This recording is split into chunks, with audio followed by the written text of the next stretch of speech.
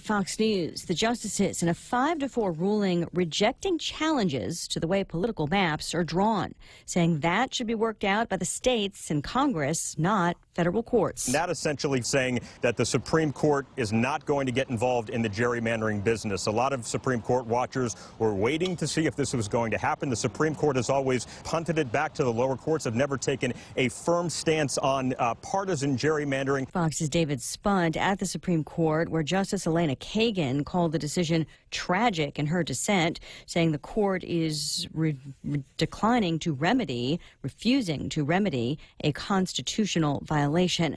The High Court also sending back to lower courts the fight over adding a citizenship question to the 2020 census. The justices not satisfied with the Trump administration's explanation. President Trump tweeting he's asking lawyers whether the census could be delayed to allow more time for a decisive decision.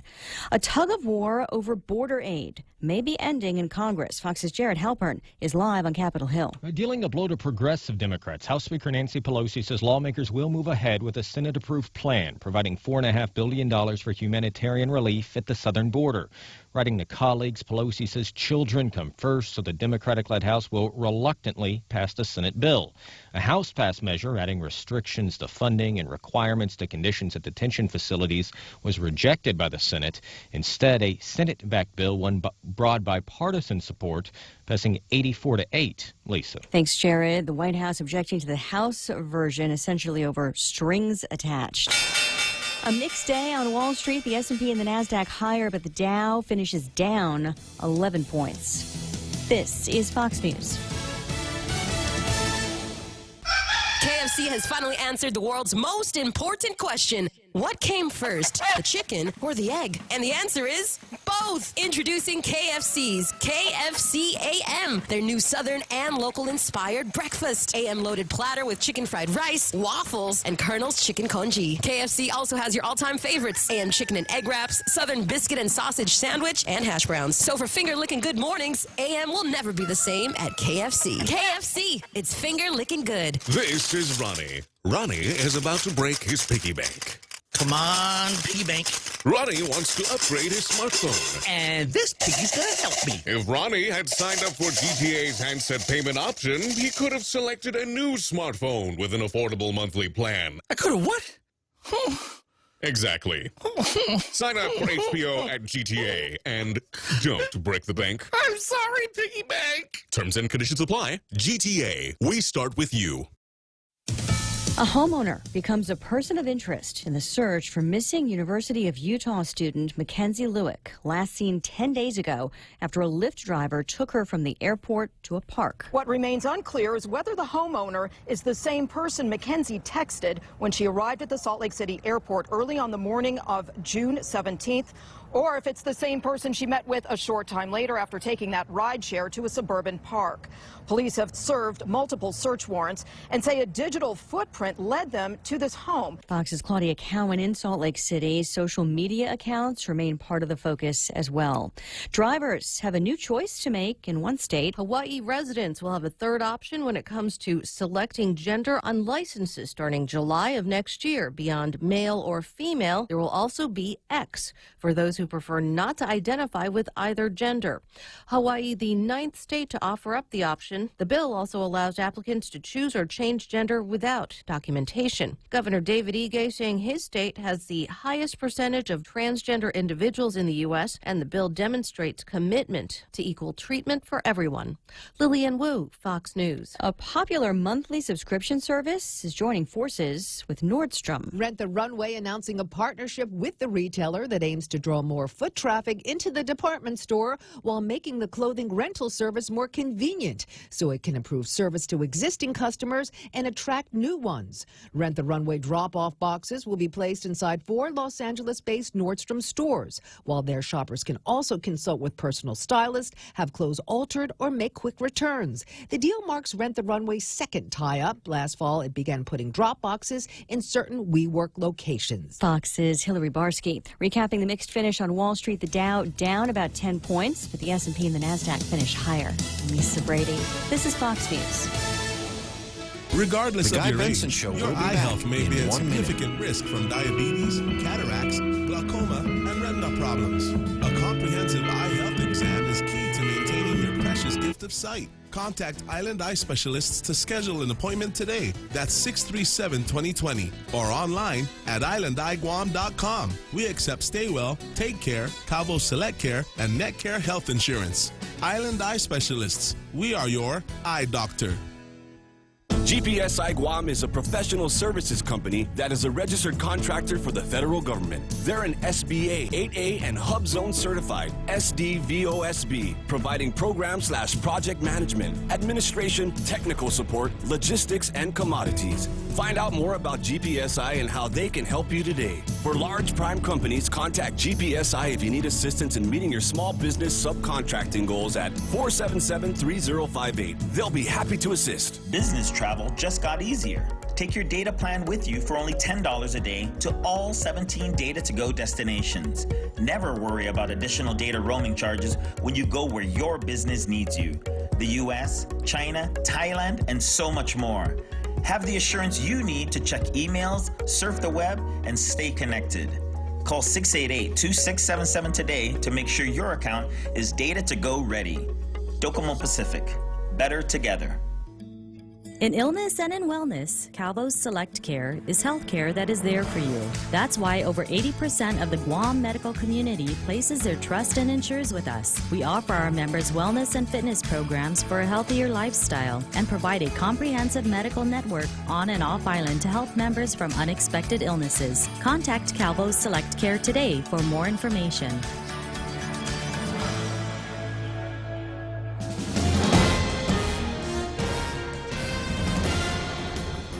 Half a day and good morning, Guam. News time here at The Point is 7 minutes past 6 a.m. this Friday morning. I'm Kevin Kerrigan. Here's a look now at some of the top stories from the Guam Daily Post. Retired Guam police officer John Tupazna Mantanonia entered not guilty pleas in district court yesterday. Mantanonia, also known as Boom, is facing allegations of meth distribution and 3 counts of obstructing justice by trying to influence jurors in the criminal drug trial of Raymond Martinez and Juanita Mosier, the pair accused of trying to smuggle 8 pounds of meth into Guam from California. Couple's case went to trial twice, and both times ended in a mistrial after the jury failed to reach a unanimous verdict. Prosecutors then decided to move the case to California. The couple decided to plead guilty to meth distribution charges. District Court Magistrate Judge Joaquin Manabusin yesterday ordered Mantanonia to avoid contact with any jurors and defense attorneys in that Martinez-Mosier case. Mantanonia was released and placed on home detention until his trial begins on August 30th. Funding for the medically indigent program could be cut by as much as 94% in the next fiscal year. The Department of Public Health has only requested $612,000 for the 2020 spending year. That's about $9.8 million less than this year. More than 9,000 people receive health care coverage under the MIP program. The reduced funding for MIP would impact Guam Memorial Hospital as well, which has provided nearly $11 million a year in health care services for the medically indigent, according to a recent audit. During Public Health's budget hearing on Wednesday, Public Health Director Linda DeNorsi said the steep cut in MIP spending is the result of reduced federal funding after September, when Guam's allotted affordable health care money runs out. We'll have more news after this. Travel the world and then some with the 2 million United Miles sweepstakes from First Hawaiian Bank. Enter and you could win the grand prize of 1 million miles or be one of 6 other lucky winners. The world is big. Our prize is bigger. Enter at fhb.com/2 million miles. No purchase necessary. Void where prohibited. Sweepstake starts on May 1st and ends June 30th, 2019. Open to legal residents of Guam and CNMI. Ages 18 years or older. Visit 2millionmiles.com for official rules. First Hawaiian Bank. Member FDIC. Equal housing lender. Here at APL, our core values give the company its heart and soul. Whether it's connecting your business with our global network through our newly enhanced service or investing our efforts into giving back to the community, APL is committed to serving you. We humbly honor the opportunity to find innovative solutions for you and your business. To learn more about our enhanced service, call 588-4651 or visit www.apl.com/Guam for more details. 10 minutes past 6 a.m. here at The Point. Former Department of Corrections officer Edward Crisostomo, who admitted to smoking meth while employed at DOC, pleaded guilty in district court yesterday to unlawful use of a controlled substance.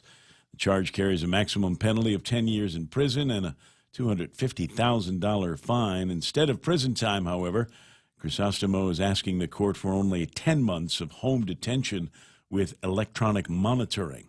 Federal Public Defender John Gorman argued the home detention sentence is fair because Crisostomo cooperated fully with federal and local law enforcement following his arrest in August of 2017. He gave full and truthful information about drugs, drug dealing, and official misconduct at DOC, wrote Gorman in his sentencing memorandum. Crisostomo revealed the names of 6 other correction officers who were either active meth users or complicit in other illegal activities at the prison. Crisostomo's sentencing is scheduled for Monday. The criminal case against Mark Anthony Bryan has been dismissed permanently because the defendant's right to be brought before a judge within 48 hours after his arrest was violated. The decision was issued by the Guam Supreme Court yesterday. Chief Justice Catherine Merriman was joined by Justice Phil Carbolito and Justice Robert Torres. Bryan was arrested in 2017 on allegations of stealing a woman's purse from the trunk of her car in front of the American Grocery in Dededo. The woman used her phone to take a picture of the man riding away from her on a yellow and pink moped. Bryan admitted that he was high on Xanax at the time. He was taken to the hospital shortly after his arrest, where he spent 28 days before being brought before a judge to face the allegations against him. The Superior Court found that Bryan's hospitalization was an emergency, excusing the obligation to bring him before a judge within 48 hours. However, the Supreme Court decision points out that Bryan was still not brought before a judge until weeks after the indictment and another 5 days after he was finally released from the hospital. In reversing the Superior Court decision, the justices concluded that evidence of hospitalization alone is insufficient to excuse the 48-hour requirement. For these stories and more, log on to postguam.com or pick up a copy of today's Guam Daily Post. Ray takes a look at weather. Turn that thing down so I can hear myself. Welcome to the program. Thanks very much, Kevin. It would normally be Ray and Mike. Mike's was on the airplane yesterday out to the Philippines. And on Facebook Live. Happy birthday trip. Yes, and a happy birthday trip for him. And if you watch him on Facebook Live, if you're one of the people that follows him on Facebook Live, you will note there's many pictures of the smiling Michael Knight out there. Must have found himself a San Miguel light. All right, so here's the weather that we're talking about. I got partly cloudy skies with some isolated showers today. Winds out of the southeast, 10 to 15 miles an hour with daytime highs about 90 degrees. Watch for the overnight lows to be about 79 degrees or so. Sunrise this morning was about 5:56. Sunset tonight should be, and this is how I can tell I got a different producer in here. I got a different weather forecast here. This one reads 1851. You give it to me in military time. Yeah. Are you testing me? Are you testing me to see if I can make the translation? No, sir. I work with Bob Klitsky, so that's right. He's got me trained. It's Marine time. 1851. And for those of you that are too tired to do the translation on that, we'll call that 651 or so for tonight. Now, taking a look at that, I've got the weather radar up, and I'm going to ask Real Joe to give me his interpretation of what he sees on the weather radar and what the weather conditions could be like for the next hour or so. There's a minimal speckling going on the screen at this time with the occasional color blue, occasional color green. Nice. It looks like we're going to have some hot days ahead of us.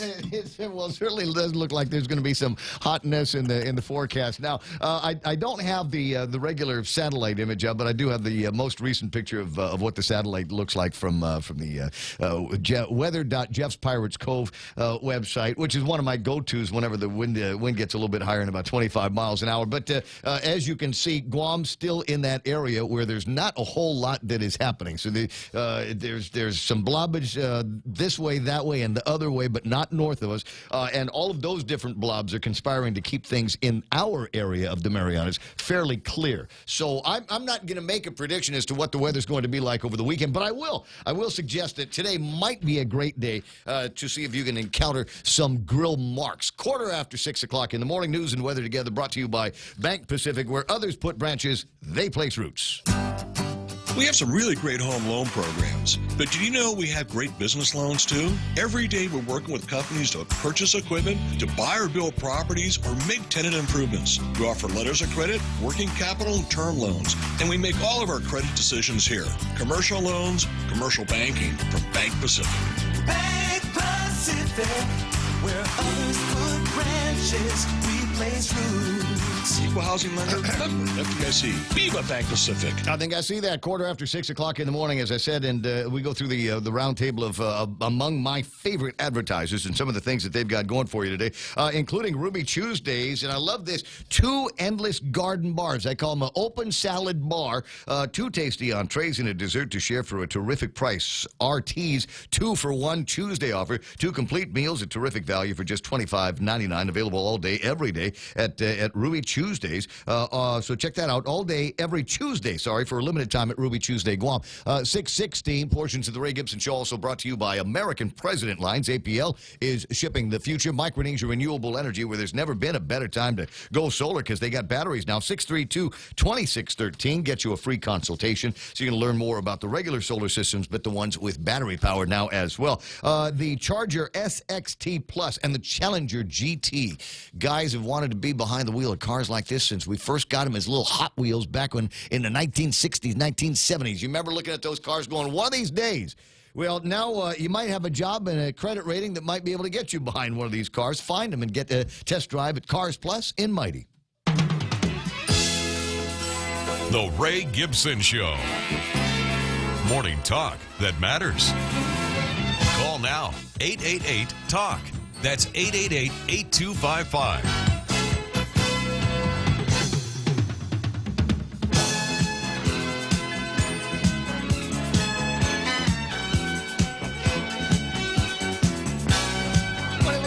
Smart Alex on Facebook Live already asking, where's the blobbage?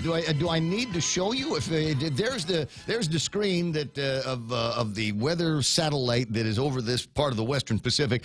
Now I'm not even sure if I can get the because it's a different size image, so I don't know that's not going to be helpful for us because it's pointing in the wrong direction. Right under the A, where it says Guam, is where you are going to find that's where we are. And if you look at the pointer on the screen, that's the blobbage that is to the east of us. To the southeast of us, there is blobbage. And over to the southwest of us, there is blobbage as well. Looks like it's going to be a kind of a rainy day over in Yap and Palau in that area. So I'm just saying there's blobbage in the area, but there doesn't seem to be any blobbage here. And there could be a cause for... Who are you calling already? We don't call anybody yet. There's no calling anybody until after 6:40. Oh, I'm sorry. I was calling Bob Klitsky. Oh, it's too early yet. I'm sure he's awake. Give him another 20 minutes or so. We got stuff to take care of in the first half hour of the pro. You have heard this station before, haven't you? Okay, just checking. 6:18 in the morning, and where do I begin? Something about welcoming the broadcast professionals that I have at hand in the studio to their respective microphones, and normally start with Michael Knight, but again, he's out of town. 988-5874. That's 988-5874 is the WhatsApp. You can get a hold of the real Joe Cruz at 888-8255. Again, that is 888-8255. He'll be happy to talk to you and shoot the bull with you for a couple of minutes before he puts you on hold, and then you get all the way into the studio so that you can yak with me on the air on a variety of topics. And if you don't have a clue as to what the great topics for today are, I urge you to go and grab yourself a copy of today's Guam Daily Post. There's always some interesting topics that we can go on. The retired cop there is pleading not guilty. This is going to end up to be a pretty dramatic case when we find out what kind of harassment he had been conducting and communications that he had been conducting with jurors on a couple of particular cases. And then you've got the other interesting story by John O'Connor, a family seeking the release of a drug defendant. This is the Dexter Long case, and this one has already got people scratching their head all over the place. He busted with allegations that he was dealing crystal methamphetamine. What is it, 500 grams of crystal meth the guy had on when he was busted? That's a lot, huh? That is a lot of crystal methamphetamine. It was a big enough backpack and what is it, sleeping bag size amount of crystal methamphetamine. And when they asked him, are you guilty or not guilty, he said, I'm guilty. Guilty right here, Judge. Guilty. Take me to jail now. I want to go to jail right now. And the judge said no. It'll be overturned by the Supreme Court. Right. If they take the case. The big story in the Fox News was that the Supreme Court in the United States says we're not going to be talking about gerrymandering around here. We'll leave that to Congress in the states. And then also on the front page is a story that normally traffic jams and traffic accidents don't affect my life. But in this case, this traffic jam did have an impact on it did. So I was called to a get-together in Tumon. And I said, no, well, I've got a thing in Agania I got to do.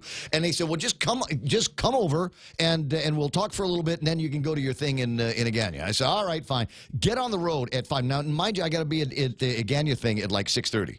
And so I get on the road at like 5:15 and just get right past the Mobile on Marine Corps Drive, and I hit a snag. And I'm going, well, it's rush hour, but it's not. It shouldn't be this far backed up at rush hour. And I made that turn, the little nibble of a turn, right over by the Lupang Towers, or the Lupang Tower, and that's when I saw the lights, the flashing lights, and an ambulance, and the fire department, and a police department, and 18 tow trucks.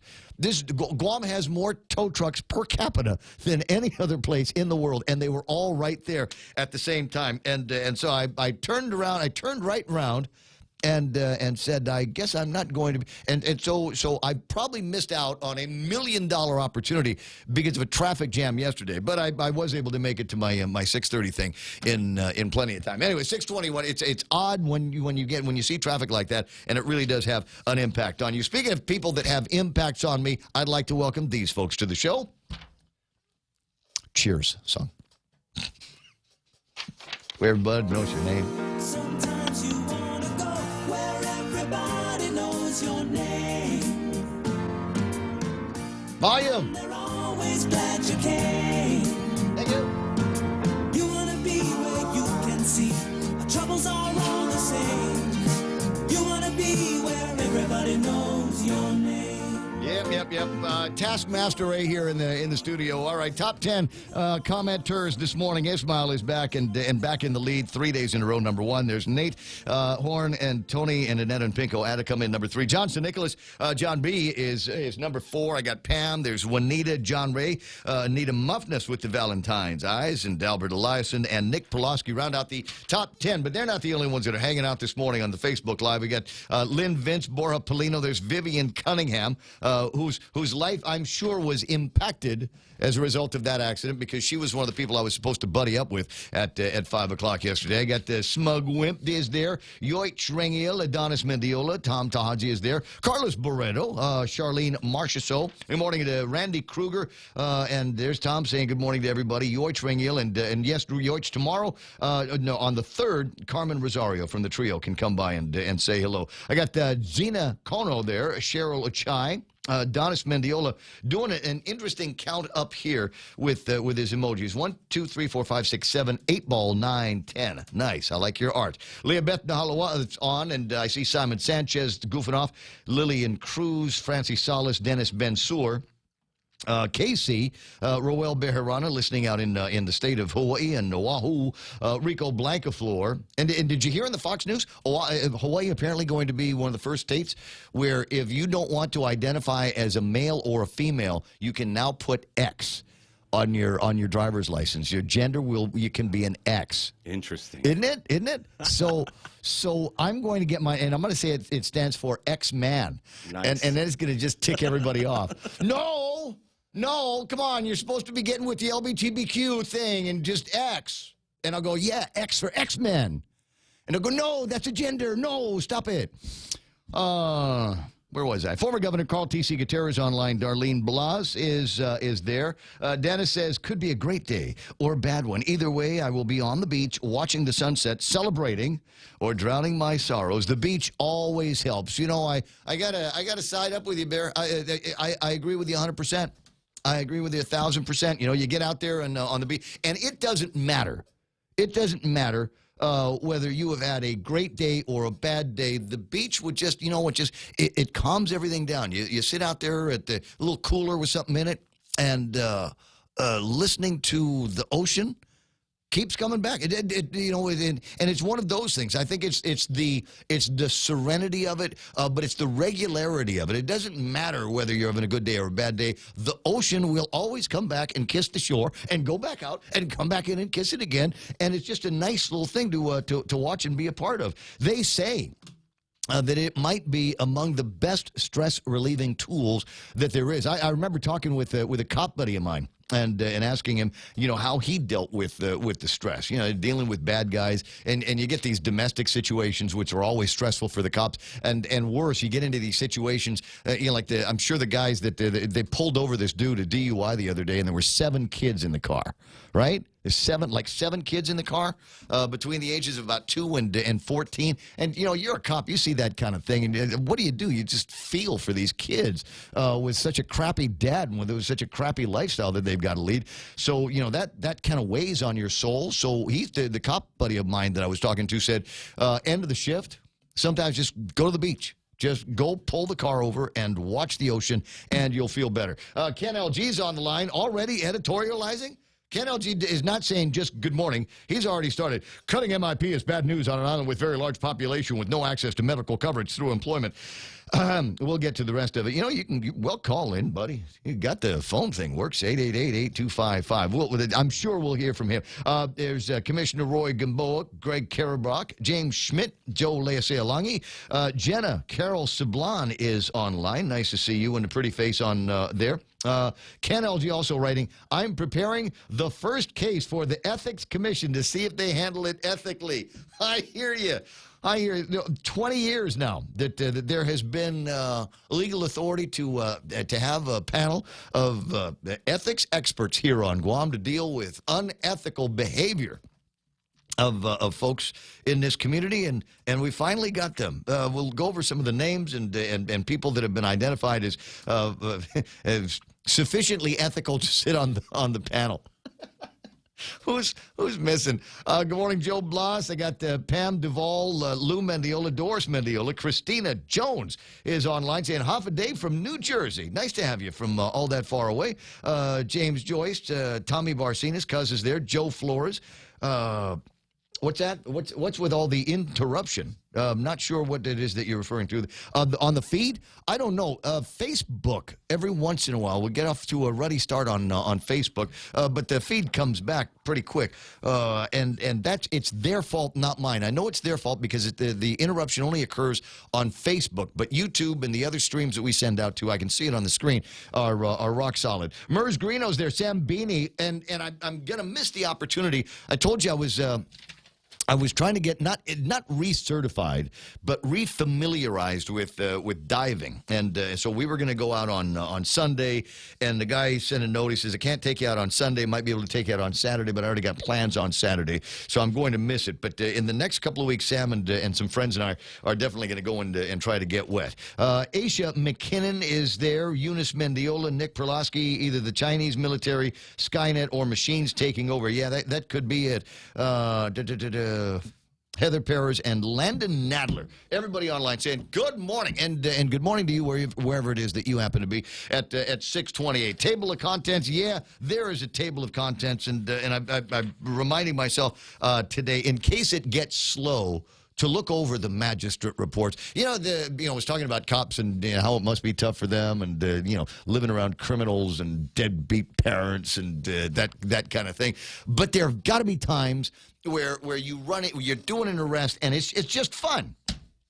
It just turns out to be one of those, sometimes just a fun day on the job because of the things that people will say when they get pulled over. And I'm looking at a particular case. This one here, police officer goes and executes a traffic stop on a Nissan Sentra going 15 miles an hour with the right turn signal on in the center left turn lane near Fisheye Marine Park. Right? So, number one, you're going too slow on the road, buddy, and your signal indicator is on. Anyway, so he pulls the guy over, and there's Clint Abad, who had a very slow response and significantly dilated pupils. The defendant had to use the door to help himself up and maintain his balance. He admitted to smoking weed and meth about an hour before, refused to take a breath, blood, or urine test. Officer Edwards did not conduct a field sobriety test due to narcotics being the basis of intoxication rather than alcohol in this case. Cops talked to the defendant's passenger, who stated that she is stoned as blank on weed. How you doing there? I'm just stoned as what? So here comes this is the other fun part of the search here. Cops discovered a firearm in the compartment on the left side of the steering wheel of the car. It was identified as a Jennings 22. A defendant stated he did not have a firearms identification card. Also denied the firearms was his, but knew how to verbally assist Officer Edwards to engage the slide. It's not my gun. Oh no! You got to hit the little button thingy before you're going to pull the thing back. So you can check to see if there's any bullets in it. This is just, I just see the Officer Sean Brown at the end of this. Oh, wait, he's the Attorney General. But I can just see Officer Edwards just laughing as he's filling out the paperwork and doing the fingerprints and all that. So they got to be great days on the job for cops out there. Anyway, we got more of those kind of stories coming up. 888-8255-888-TALK. And if you're having a hard time with the interruptions on Facebook, you can go to YouTube. Just look for the Ray Gibson Show. I don't think it's I think it's just Ray Gibson Show on YouTube, and you should be able to find a pretty live feed of what's happening right here this morning. Bottom of the hour and time for headlines from the Guam Daily Post. Here's Kevin Kerrigan. Half a day and good morning, Guam. And the headlines from the Guam Daily Post this morning. Governor Lou Leon Guerrero yesterday swearing in 5 members to the revived Guam Ethics Commission. The 7 seats on the commission have been empty for the past 23 years. Filling those seats was one of the governor's campaign promises. During a brief ceremony at Adelup yesterday, the governor administered the oath of office to Robert Jack, a physician at Island Eye Center, Shannon Murphy, former journalist and managing editor at Guampedia, Meg Tekenko, president of Energetic Presence and retired manager of Xerox Corporation on Guam, Donalyn Camacho, a certified fraud examiner and board-designated Bank Secrecy Act officer at ANZ Guam, and the 5th person sworn in yesterday was Marilyn Roberto, vice president of enterprise sales at Docomo Pacific. A 6th nominee, Bank of Guam branch manager Chris Cruz, is awaiting his confirmation hearing. The 7th and final member of the Ethics Commission has not yet been nominated. Yet another civil complaint filed in district court yesterday alleging that the late priest Louis Brouillard was sent off island in 1981 to avoid prosecution for sexually abusing children. A lawsuit filed by a man who used the initials CO to protect his identity. The man is now 53 years old. He alleges he was sexually abused by Brouillard when he was 12.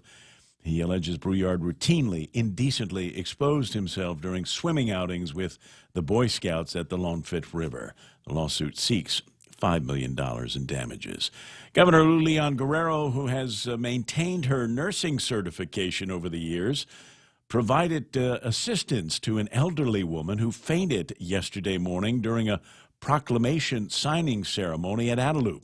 The governor and former Senator Frank Blas Jr. went to the woman's side after she slumped over in her chair while attending the signing of the War Survivors Memorial Day proclamation, which was taking place in the large conference room at the Adelup complex. Governor checked the woman's vital signs while consulting with Dr. Felix Cabrera over a video phone call. The 76-year-old woman, who is a war survivor, was identified as Conception Judikpa.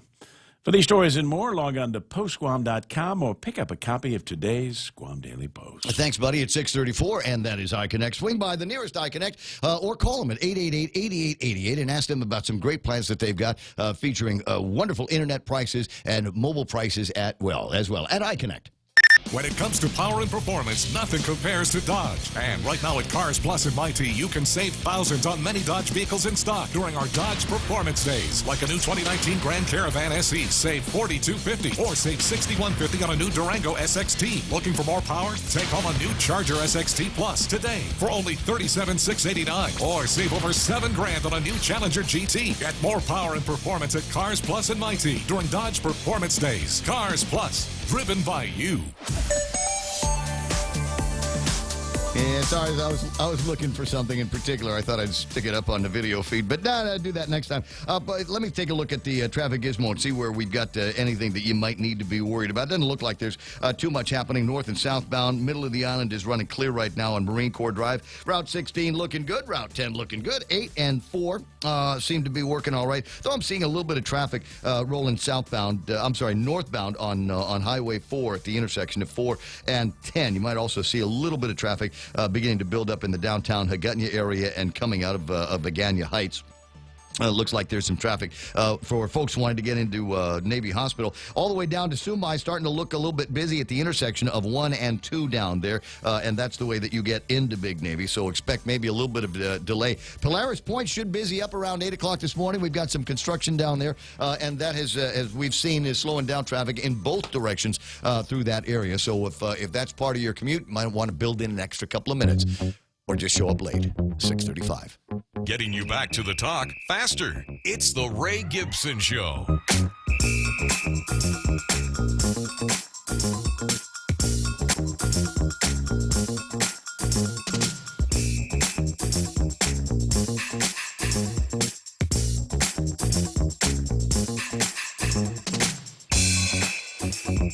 Got me thinking. Ken LG, I got to admit it, has got me thinking. We got this commission out there now, the Ethics Commission, which has been impaneled. You heard Kevin Kerrigan tell you about the names of some of the people that have been identified to sit on it. A couple of other folks that, at least that I know of, one more person who just needs confirmation by the legislature, right? Is that the story on with Chris Cruz? Is that Christopher Cruz, Bank of Guam, he has yet to have his confirmation hearing, and the 7th person has not yet been nominated. Got it. Who should the 7th person be? How about you? If nominated, I will not run. If elected, I will not serve. 888-8255-888-TALK 988-5874. If you want to play around with the WhatsApp, I enjoy getting the WhatsApp messages from people from near and far all over the island. I got one. It's yesterday that I just had to share with you. As a friend of mine that put this up on the WhatsApp feed. This is not a sunrise. Sorry, no, this is a sunrise, but it is not here. It is the sunrise featuring a green flash captured at Sacramento Airport just yesterday. First time that anybody had ever captured a green flash at sunrise. I appreciate you sending that over and sharing it with me. And now I have the pleasure of sharing it with the viewers in Facebook Live and YouTube Live. Now, I got a couple of other things that I think are amusing. This story here that I'm going to share with you at this time, if it pops up correctly. This showed up in one of my feeds this morning. Man who robbed a bank to get away from his wife sentenced now to home confinement. That's justice for you in America, ladies and gentlemen. That's the guy robbed a bank so that he could stay away from his wife. Throw me in jail, get me out of that house, and the judge saw fit to provide him with home confinement as his sentence. Oh, problems in democracy, huh? How about that? So, as I said, so share that with me at 988-5874 whenever you've got the opportunity to do all of that. I did get A note from a cop buddy of mine. Yeah, morning, Ray. We were all amused at the Clint Abad story down at Agate. By the way, I love this. Thanks very much. I appreciate the additional information. The female passenger who admitted to be stoned as blank to the police officers from smoking weed with Clint Abad. Apparently, she has 2 outstanding arrest warrants. So all in all, a great day, ladies and gentlemen, for the Guam Police Department. Here's the problem, though, is watch what happens with this case. Watch what happens is because we got a caller now on a guy driving under the influence. I'm pretty sure on that. I just got to go and figure out how to conduct the test to figure out exactly what it was, weed and crystal methamphetamine, that kind of thing. And then we've got the weapon. I don't know that it's registered, but it certainly wasn't registered to him. Didn't have the appropriate identification on the weapon. And then we've got the girl with the 2 prior arrest warrants that are out on her. I just wonder what's going to happen. Which judge are they going to get in front of that says, okay, all right, you've been busted, and you're in big trouble. You got a gun charge on you. You got a driving while under the influence, and you have got a couple of arrest warrants that you haven't shown up for. You're here now. If you say you're sorry, or if you tell me a good story, or if you sing me a song, I'll let you out. What do you say? Which judge is it going to be? So keep an eye on the name here. Abad is the last name of the perp here. Keep an eye on that, and keep an eye on the headlines in the news as it comes out to see what happens. I love this. My favorite term that I learned from my legal buddies. What the disposition of this case turns out to be. In 20 minutes, it'll be 7 o'clock in the morning. It's the Ray Gibson Show on 93.3. You will hear, and it is a progression of fixes. Plan A is still suffering as a result of some interference from God knows what. And Plan B worked for a little while, and that eventually failed. I'm now on Plan C of the make sure that you can hear 93.3 on the radio loud and clear. So I've got the loud part down, but it looks like we're still having some issues with the audio syncing properly. So every once in a while you'll hear something like that in the conversation. And all I can say is it's a work in progress, number one, and thank God it's not music, because that would just make it nuts. Unless you're one of those people that considers my voice musical. You'll note that this has no effect on the Bob Klitsky program at 4 o'clock here on 93.3 The Point. Good morning, Judge Klitsky. How are you? Real good, Ray. Yourself? You know what? Never better. Thanks very much for asking. I am, in fact, living the dream. I know the feeling, Ray. As I think we all are. Though I will admit to laughing out loud while you were trying to get a word in edgewise with Jack yesterday. Yeah, he kind of jacked up the conversation, didn't he? Yeah, even after you agree with him, he still likes to fight, doesn't he? He does. It's crazy that way. Hey, so I wanted to get your thoughts on this ethics commission that apparently now we've managed to find 6 ethical people, and with 5 ethical people, we got a couple more that they're looking at, and so I wanted to get your thoughts on now that we've got people there, what is it exactly that we expect them to do? Well, what they're supposed to do and what we expect them to do might be 2 totally different things, Ray. But what they're supposed to do is they're supposed to set up, of course, we elect their chairman, adopt their rules, and they are supposed to entertain complaints about ethical violations or entertain those on their own motion, take evidence, reach conclusions, and if they conclude that a criminal statute was violated, send it off to the Attorney General. If not, they notify the agency from which the employee which the employee works of the ethical violation, and the leader of that agency is able to apply appropriate discipline. That's what the statute says. Now, off the top of your head, can you think of any recent issues that have been floating around in the government of Guam that this ethics commission might want to begin looking at by way of, just kind of priming the pump? I can think of something that they might want to look at, but probably need not engage in, and that would be the 3 senators who went to Taiwan. There you go. On Taiwan's nickel. In apparent violation of statute. of the statute, the same Chapter 15 of Title IV, the same statute that sets up the Ethics Commission, et cetera. But by crazy coincidence?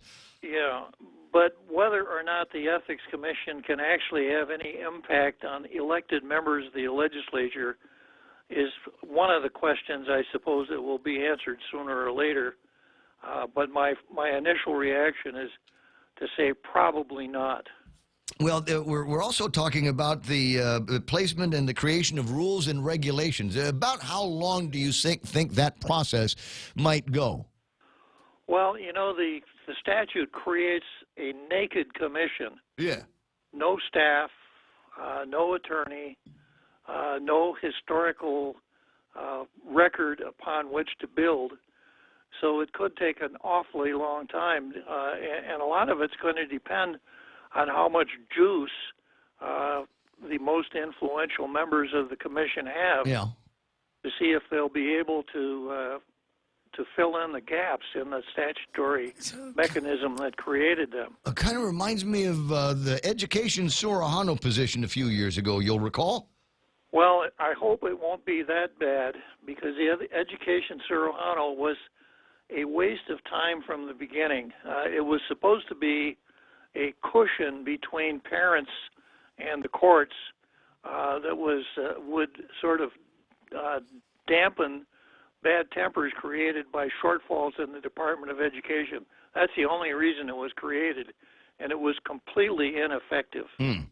Yes. I think the only thing that and poor Dominic in a situation similar to this panel where, you know, you got the title, you've got a job and responsibilities, we can put something on a business card, but likewise you have no staff, you have no office, we've got not even sure we can get you a cell phone.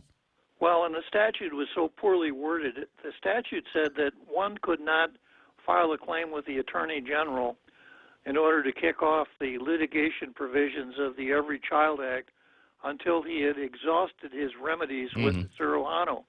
Well, the Sorohano couldn't provide any remedy. He could perhaps hold your hand or change your sheets if you were a bedwetter. Picking up on a Ray Gibson analogy here.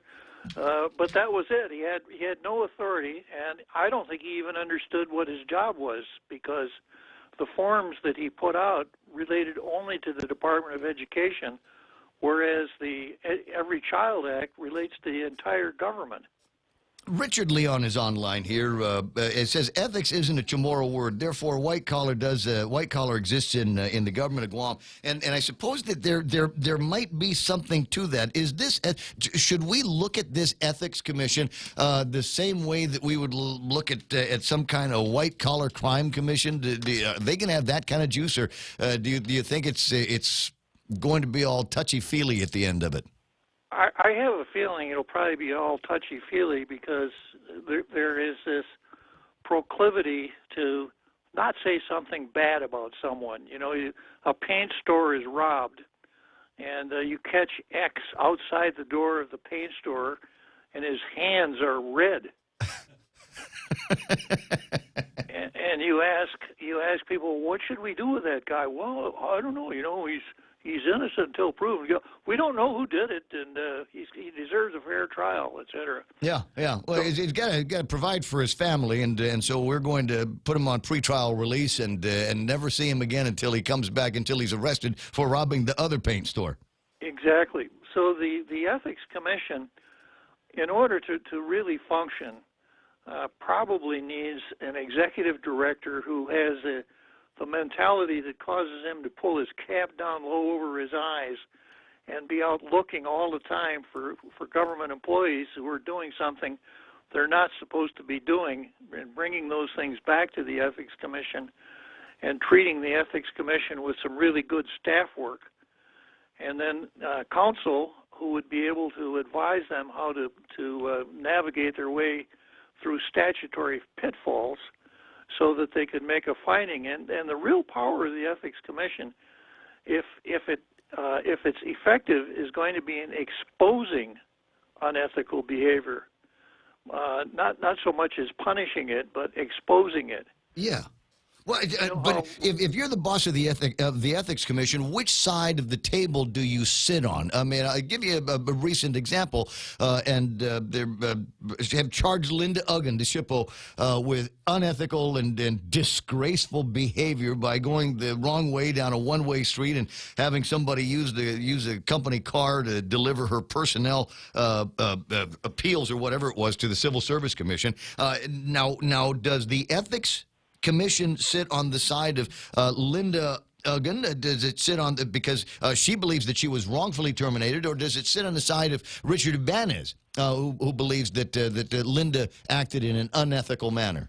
Well, this is what I consider to be a flaw in the setup, and it may be unavoidable, and that is that the Ethics Commission is not an adversary tribunal. It's an inquisitory tribunal. The Civil Service Commission is an adversary tribunal. So in the case of Linda Uggan, Richard Ibanez's counsel will be prosecuting the case, and Linda Uggan will be defending. And our Anglo-American system of law holds that this is the best way to get at the truth. Two people going at it hammer and tongs from opposite sides. An inquisitorial tribunal is one where you don't have two parties. It's up to the tribunal itself to do the investigation and come up with conclusions. The adversarial system is very common in every place the Brits went, but that's about the only place. The rest of the world goes along with what's called the civil law system, which is inquisitorial. The Election Commission is a fine example of an inquisitorial commission, and their performance on matters of misconduct, in my estimation, was horrible.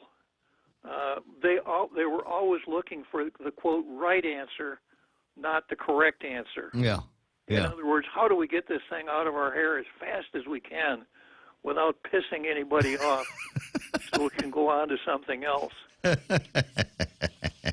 And my fear is that the Ethics Commission may turn into the same sort of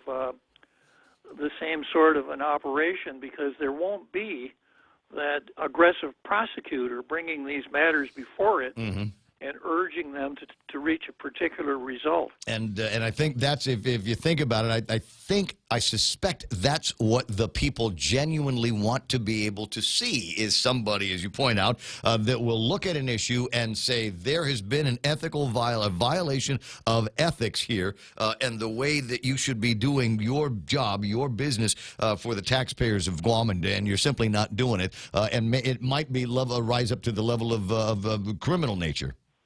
And it's very difficult to get that kind of a mindset from lay people. The average layperson is always concerned about, well, if I do something concerning Mr. X, next time I see him, he might give me the Atan Baba, so I don't think I want to do that. Yep. 10 away from the top of the hour. I see exactly where this might be headed, and who knows? It's possible that that last person that they need to identify, the seventh member that needs to be identified and seen to by the legislature, might be somebody that's got that kind of juice, that might have that hook stuck in the craw, and that feeling like there's somebody out there screwing me over as a taxpayer, and finally I'm in a position where I might be able to do something about it.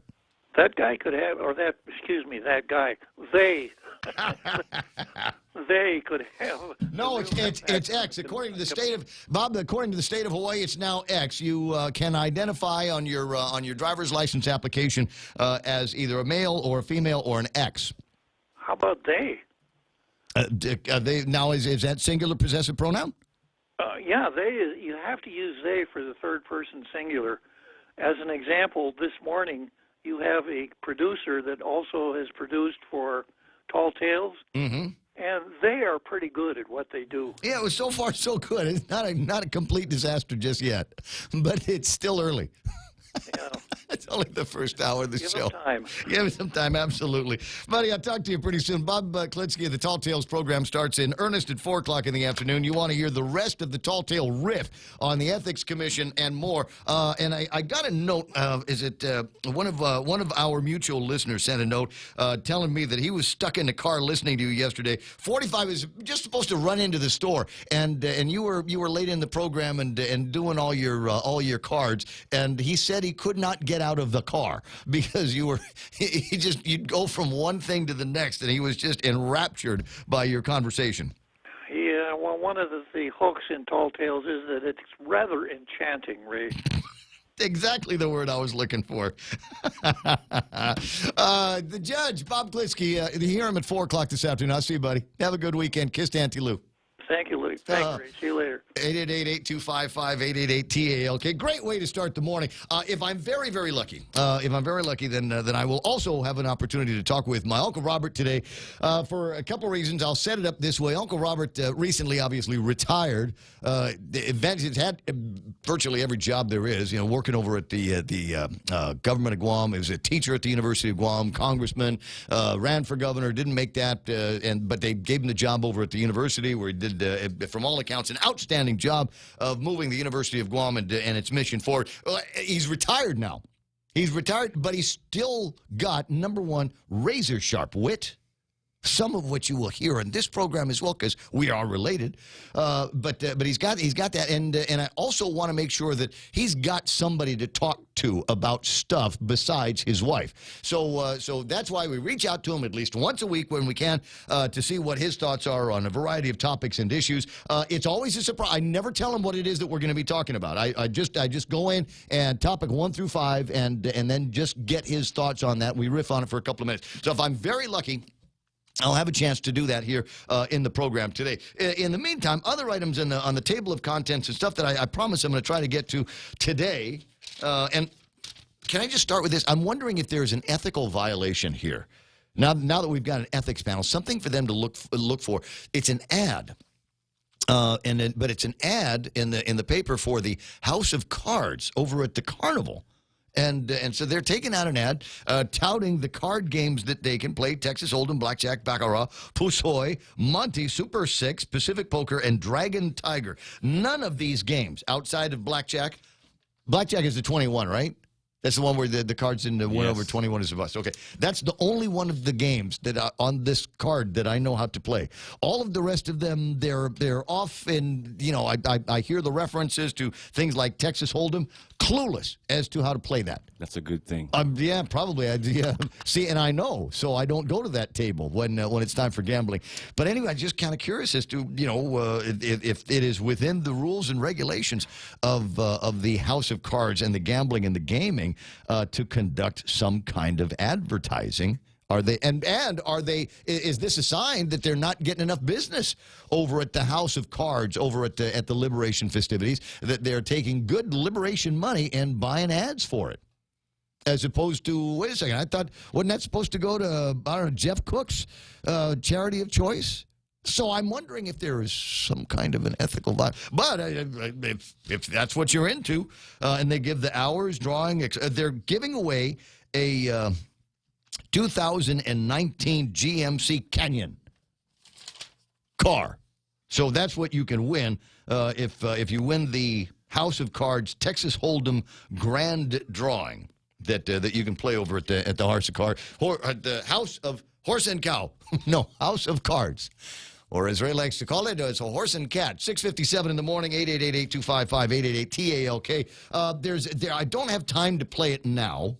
But there might be a couple of videos that I play for you this morning. One of them I can give you a tease. One of them I can give you a little bit of a preview on if Facebook Live is going to be stable enough to play it. Otherwise, you can catch this on with the YouTube Live or thepoint.gu on the World Wide Web, or the Guam Daily Post website and app, where they have got a copy of the video stream playing as well. But I've got from a couple of buddies, I did get this.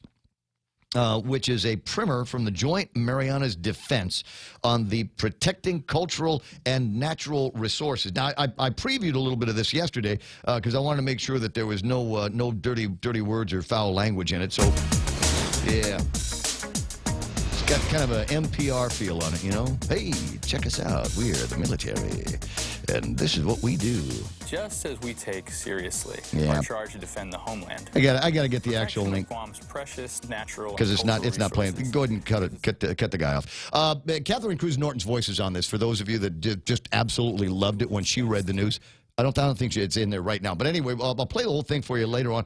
The idea, of course, from the guys over at the military is stop getting mad at us because we're not bulldozing anything. And, oh, by the way, this is what we actually do when we find a shard. This is what we will do when we find Chief Kufua's booger pile. There's a guy, and we'll set up a perimeter, and it will be guarded, and we'll take that booger pile, and we'll do something spectacular with it, or in the very least, we'll save it until we get the repository, and then we can make it so that school kids can come in and see what we have found in that is not necessarily pristine environment, but that's what they've got, and so that video will tell you a little bit of that story.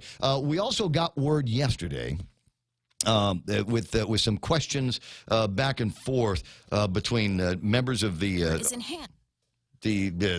what am I looking for? Journalist, news person community. We got word from Chirag over at Tina Rose Munoz Barnes' office, and this is going to be great. Give us something to look forward to. There ought to be a speaker's address available at some point soon. That's my understanding, which will answer a variety of questions on issues that are floating around the speaker's office right now. And I'm not going to tell you whose eyes are rolling. Could be everybody's. I don't know. But it's all ahead. Really, I got to stop talking because Fox News is playing? Okay, we're KUSG. I got you. Be back. Adding a citizenship question, at least for now. For months, the president and his team, including Commerce Secretary Wilbur Ross, have tried to get this question on the 2020 census. They say the forms are going to be printed out at some point over the next few weeks. That's why they felt that there was a rush to get this done. But the justices said they basically didn't feel that the Trump administration made the correct argument to get that citizenship question on the census. Fox's David Spunt at the Supreme Court. Opponents of asking about citizenship say it could lead to an undercount and then underfunding and underrepresentation of heavily immigrant communities. President Trump says he'll ask if a census delay is possible. The Supreme Court also today rejecting 2 gerrymandering challenges, saying how congressional maps are drawn should largely be left up to the states, not federal courts. 10 more of the president's potential challengers will debate each other 4 hours from now in Miami. Fox's Evan Brown is there live. At least the next round of Democratic candidates will try to get America's attention tonight. California Congressman Eric Swalwell will be at a podium all the way stage left. Well, I want to be prepared but not rehearsed. I'm going to be myself. It's an opportunity to introduce myself to the country. Also to show just an hour south of Parkland, I'm the only candidate who has a plan that would have prevented Parkland with a ban and buyback of every single assault weapon. At the very center of the debate stage will be both former Vice President Joe Biden and Vermont Senator Bernie Sanders. Lisa. Meantime, Evan, on Capitol Hill, the House now voting on the Senate's version of humanitarian aid for the southern border. Some House Democrats wanted tighter restrictions on use of the money, but House Speaker Nancy Pelosi says the children come first, writing to colleagues that the House will reluctantly pass the Senate bill. This is Fox News. Let's see now. Fast, easy, affordable. That's the best way to describe my home loan at Bank Pacific. Fast because we give quick decisions. Easy because we've cut back on the paperwork. Affordable because today's home loan rates are still so low.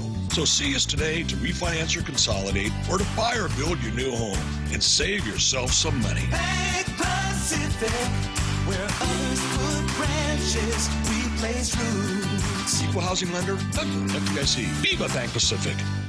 Hey, it's Mom. Somebody forgot to thaw the chicken, so meet us at Chili's for 2 for $25. Oh, and congratulate your sister for making the basketball team. She's thrilled. Love you. See you at Chili's. Enjoy 2 full meal combos for $25. An appetizer, 2 mouth-watering entrees like our crispy chicken breast, smoked barbecue quarter leg, or smoked jalapeno cheddar sausage. Served with corn on the cob and french fries. 2 bold combos for $25. A full-on meal deal available nightly for a limited time. Together, we Chili's. President Trump set to begin the first of two busy days in Japan a few hours from now. He starts it off with a bilateral meeting with his host, the Japanese Prime Minister Shinzo Abe, with whom he has a very close relationship. He will then meet with Prime Minister Modi of India. The president not happy about India slapping tariffs on U.S. goods. He'll meet with Angela Merkel, the Chancellor of Germany, and Vladimir Putin of Russia. They're also throwing in there a bilateral meeting with Jair Bolsonaro, the new president of Brazil. But of course, it's the big meeting on Saturday with Xi Jinping that everybody is talking about. It could well determine whether trade talks could get back on track or remain derailed. Fox's John Roberts. In Osaka, the U.S. had accused China of reneging on previous concessions in the talks. All of this on the sidelines of the G20 summit. A person of interest and search warrants at a Utah home on day 10 of the search for University of Utah student Mackenzie Lueck. Police have not identified this person of interest and say they will only release a name when and if they make an arrest. But we have just learned a brand new adjustable massage bed was delivered to that home, and this coming just days after the owner gave away a mattress, selling it online, essentially giving it away. And now they want to get a hold of this mattress, get it to a crime lab, and run it through forensic tests. What remains unclear is whether the homeowner is the same person Mackenzie texted when she arrived at the Salt Lake City airport early on the morning of June 17th, or if it's the same person she met with a short time later after taking that ride share to a suburban park. Fox's Claudia Cowan in Salt Lake City. Police do not need a warrant to draw blood from an unconscious DUI suspect. That's a 5-4 ruling from the U.S. Supreme Court today. It upholds a Wisconsin law that says consent to a blood draw is implied for people driving on a public road. I'm Lisa Brady. This is Fox News. Regardless of your age, your eye health may be at significant risk from diabetes, cataracts, glaucoma, and retina problems. A comprehensive eye health exam is key to maintaining your precious gift of sight. Contact Island Eye Specialists to schedule an appointment today. That's 637-2020 or online at islandeyeguam.com. We accept Stay Well, Take Care, Calvo Select Care, and Netcare Health Insurance. Island Eye Specialists. We are your eye doctor. In illness and in wellness, Calvo's Select Care is health care that is there for you. That's why over 80% of the Guam medical community places their trust and insures with us. We offer our members wellness and fitness programs for a healthier lifestyle and provide a comprehensive medical network on and off island to help members from unexpected illnesses. Contact Calvo's Select Care today for more information. Let's go for a drive. Let's take a stroll. Let's gallivant. Let's go cruising. We all have different ways to describe how we get up and go in our cars. But whatever you may call it, you can do more of it when you save 6% off your fuel purchases at any Shell station when you use your eligible Bank of Guam Visa and MasterCard credit cards. So stop by any Guam or CNMI Shell station and start saving today. Visit bankofguam.com for more information. Terms and conditions apply. Bank of Guam, the People's Bank. Member FDIC. Security Title is honored to join in sponsoring Ray Gibson on The Point. Half a day. I'm Mark Benventi of Santa Rita, and this is where I start my day. Listening to the voice of our community and sharing thoughts and issues that affect us all. It all boils down to our people, our land. Protei Igumama. Protect your home. When purchasing or refinancing your home, remember to call the professionals at Security Title, just like you call Ray Gibson in the morning.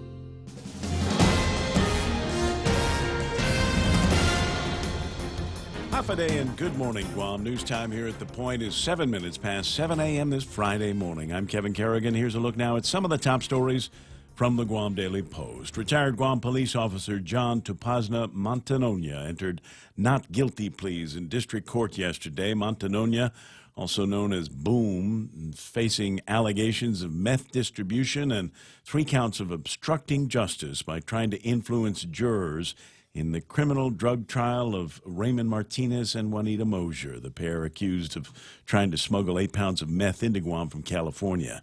The couple's case went to trial twice. Both times ended in a mistrial after the jury failed to reach a unanimous verdict. Prosecutors decided to move the case to California, and the couple then pled guilty to meth distribution charges. District Court Magistrate Judge Joaquin Manabusin yesterday ordering Montanonia to avoid contact with any jurors or defense attorneys in that Martinez-Mosier trial who were involved. Montanonia was released yesterday and placed on home detention until his trial begins on August 30th. Former Department of Corrections officer Edward Crisostomo, who admitted to smoking meth while employed at DOC, pleaded guilty in district court yesterday to unlawful use of a controlled substance. The charge carries a maximum penalty of 10 years in prison and a $250,000 fine. Instead of prison time, however, Crisostomo asked the court for just 10 months of home detention with electronic monitoring. Federal Public Defender John Gorman argued that home detention is fair because Crisostomo cooperated fully with federal and local law enforcement following his arrest in August 2017. Crisostomo gave full and truthful information about drugs, drug dealing, and official misconduct at DOC, wrote Gorman in his sentencing memorandum to the court. Crisostomo revealed the names of 6 other corrections officers who were either active meth users or complicit in other illegal activities at the island's prison. Crisostomo's sentencing is scheduled for Monday. We'll have more news after this. Family Finance has been serving the people of Guam since 1959, and they'll continue to be there for you in the years to come. Whether you're looking to get a personal loan for that summer vacation or paying off those long overdue bills, Family Finance has got you covered. Apply for a personal loan from $1,000 up to $3,600 by calling Family Finance in Agutya at 475-4545, Upper Tumon at 647-5626, or in Dededo 633-4473. Family Finance, serving the people of Guam since 1959. KFC has finally answered the world's most important question. What came first, the chicken or the egg? And the answer is both. Introducing KFC's KFC AM, their new Southern and local-inspired breakfast. AM-loaded platter with chicken fried rice, waffles, and Colonel's chicken congee. KFC also has your all-time favorites, AM chicken and egg wraps, Southern biscuit and sausage sandwich, and hash browns. So for finger-licking good mornings, AM will never be the same at KFC. KFC, it's finger-licking good. 10 minutes past 7 a.m. here at The Point. Herrick Suda Andrew, one of 2 men accused in last Sunday's early morning armed robbery at the San Jose supermarket in Mighty, has been ordered held in jail on $10,000 cash bail. He made his first appearance in court yesterday. Video of the incident shows one man carrying a machete, the other with a handgun. Andrew is alleged to have been armed with the handgun. According to the magistrate complaint, he told police that the gun was a fake, but police said when they arrested him, they found a black pistol in his room. Andrew was charged with second-degree robbery as a second-degree felony and theft of property.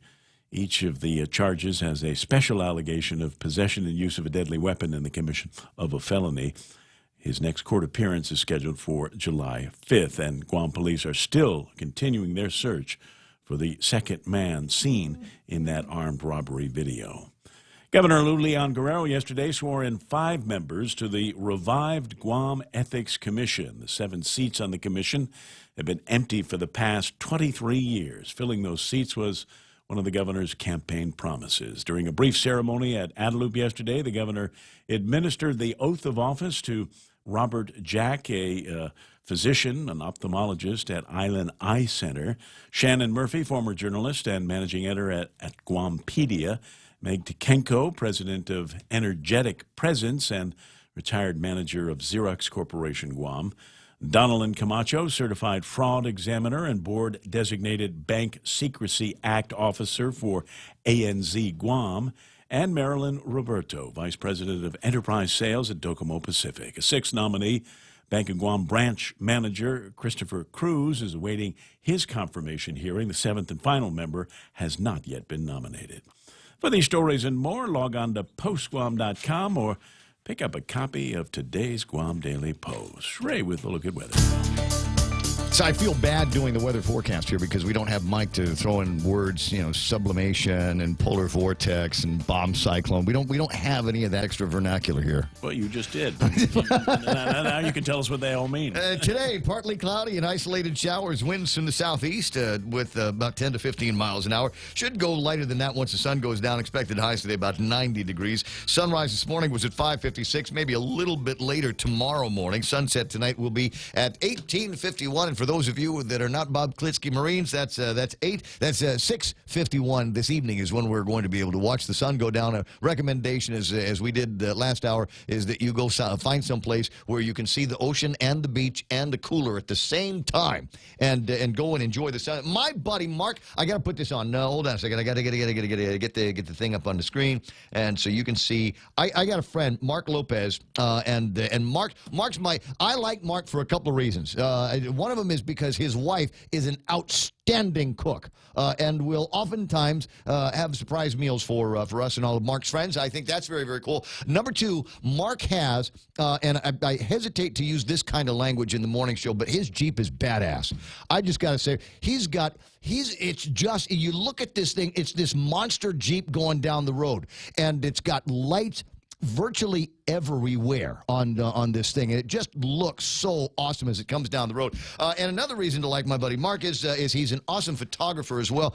He took a picture of sunset last night, and it's on Facebook Live and YouTube Live for you right now, as you can see. And it's just a spectacular shot. All of the different colors that we're used to, and even a couple of other surprise colors that pop up. And is that a little star I see off in the? No, I'm sorry, that was just a booger on the screen. But it's just a terrific shot. You can find that on Facebook. He didn't actually send it to me. I found it on Facebook, and I thought I'd share it with you because it's a beautiful sunset picture. And this show, frankly, has got to be more than just political gossip and smart aleck comments. Every once in a while, I feel like I've got to enrich you by putting some pretty art up there, and that's the contribution from Mark Lopez through me and Facebook. Now, take a look at something else that you might need to be aware of, and that is the weather. We do have an actual weather image here that I can play for you. At least I thought I did. I moved the tab. Love computers, don't you? All right, so there is the weather radar, and now I can't do the Michael Knight thing and give you exactly what it is I'm looking at. I'm just telling you that there's nothing from the east where the wind seems to be moving clouds in our direction. They're moving, and as they get closer and closer to Guam, they kind of disappear. It's like the Chinese have got some kind of make the clouds disappear thing out there, and so they're vanishing before they get to us. There might still be some clouds over the island. He calls that the island effect, and that's what we've got for you. I might be able to put up the satellite imagery from the Pirates Cove, which is going to tell us basically the same thing, that there's clouds, but they're nowhere near us. So grill marks today, I believe, for sure. Maybe a little something over the weekend. 7:15 in the morning. That's news and weather together here on The Point. Business travel just got easier. Take your data plan with you for only $10 a day to all 17 Data to Go destinations. Never worry about additional data roaming charges when you go where your business needs you. The US, China, Thailand, and so much more. Have the assurance you need to check emails, surf the web, and stay connected. Call 688-2677 today to make sure your account is Data to Go ready. Docomo Pacific. Better together. Roger, 7:16 in the morning, portions of the Ray Gibson Show, the really fun and artful parts where I play my friend Mark Lopez's picture. Brought to you by guys over at Micronesia Renewable Energy. There's never been a better time to go solar because now they can attach batteries to your solar parts. Their American President Lines, APL is shipping the future. Cars Plus, where they're still waiting on you to come up and enjoy the performance days. Now, we're getting close to the end of the month, and I suspect they might be doing something else next month. So take advantage of the great deals that they've got on Chargers and Challengers, 1.99% APR. You're going to love not the retirement plan, but the maintenance plan that they've got on the vehicles as well. And swing by Ruby Tuesdays, the best starters for lunch and dinner, priced to please, and brand new RT, your Ruby Tuesday favorites, the dips and wings, burgers and tacos, steaks and salmon, and those come with toppers and more, available for a limited time at Ruby Tuesdays, Guam. It's the Ray Gibson Show. Morning talk that matters. Call now, 888-TALK. That's 888-8255.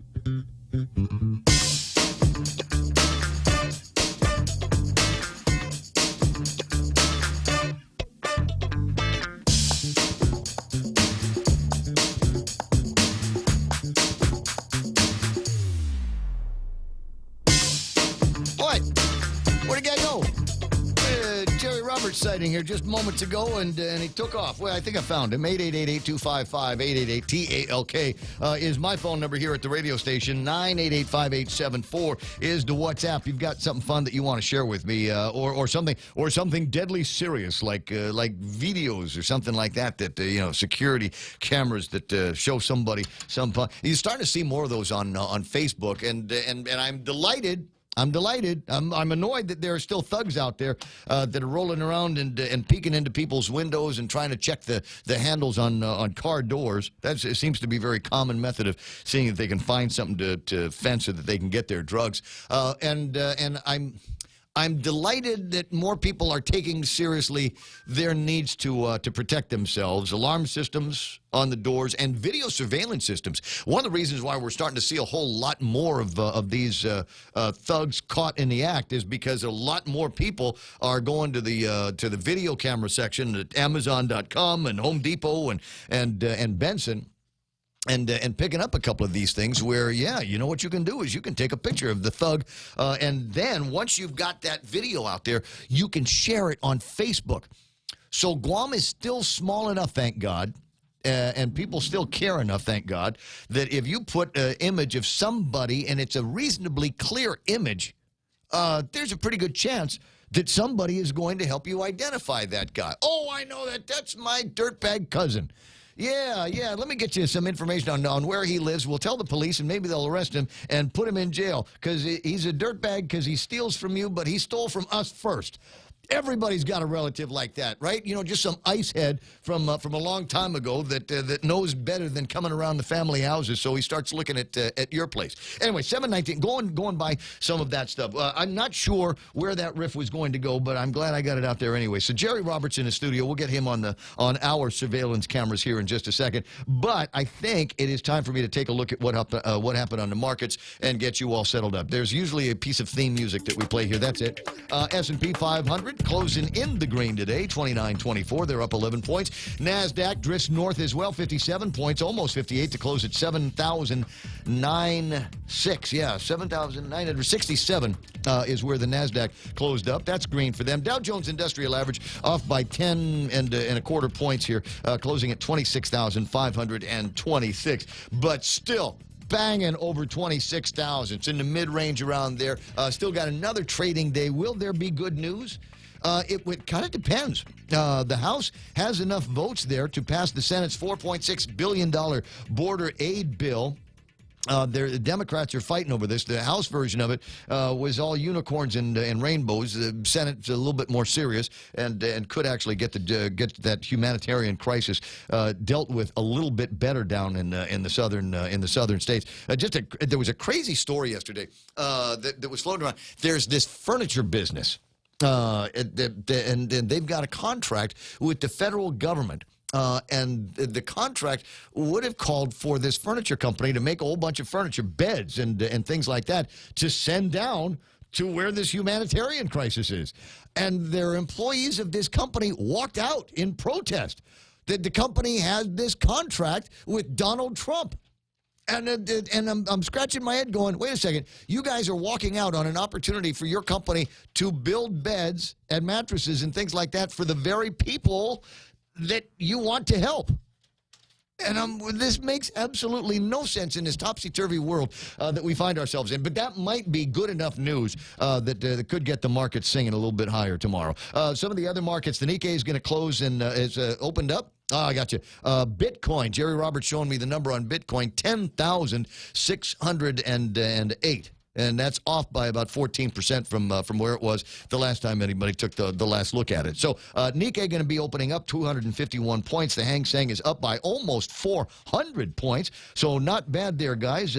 Shanghai Index up by 20 points, and the DAX banging another 25 points. If you're looking at commodities, the only ones that we look at generally are West Texas crude, $59.28. So that's up from 11 cents from where it was yesterday. 59.17 was yesterday's number. $68 even for a barrel of Tapis crude yesterday, $68.74. So it's up by, what is that, 6 bits?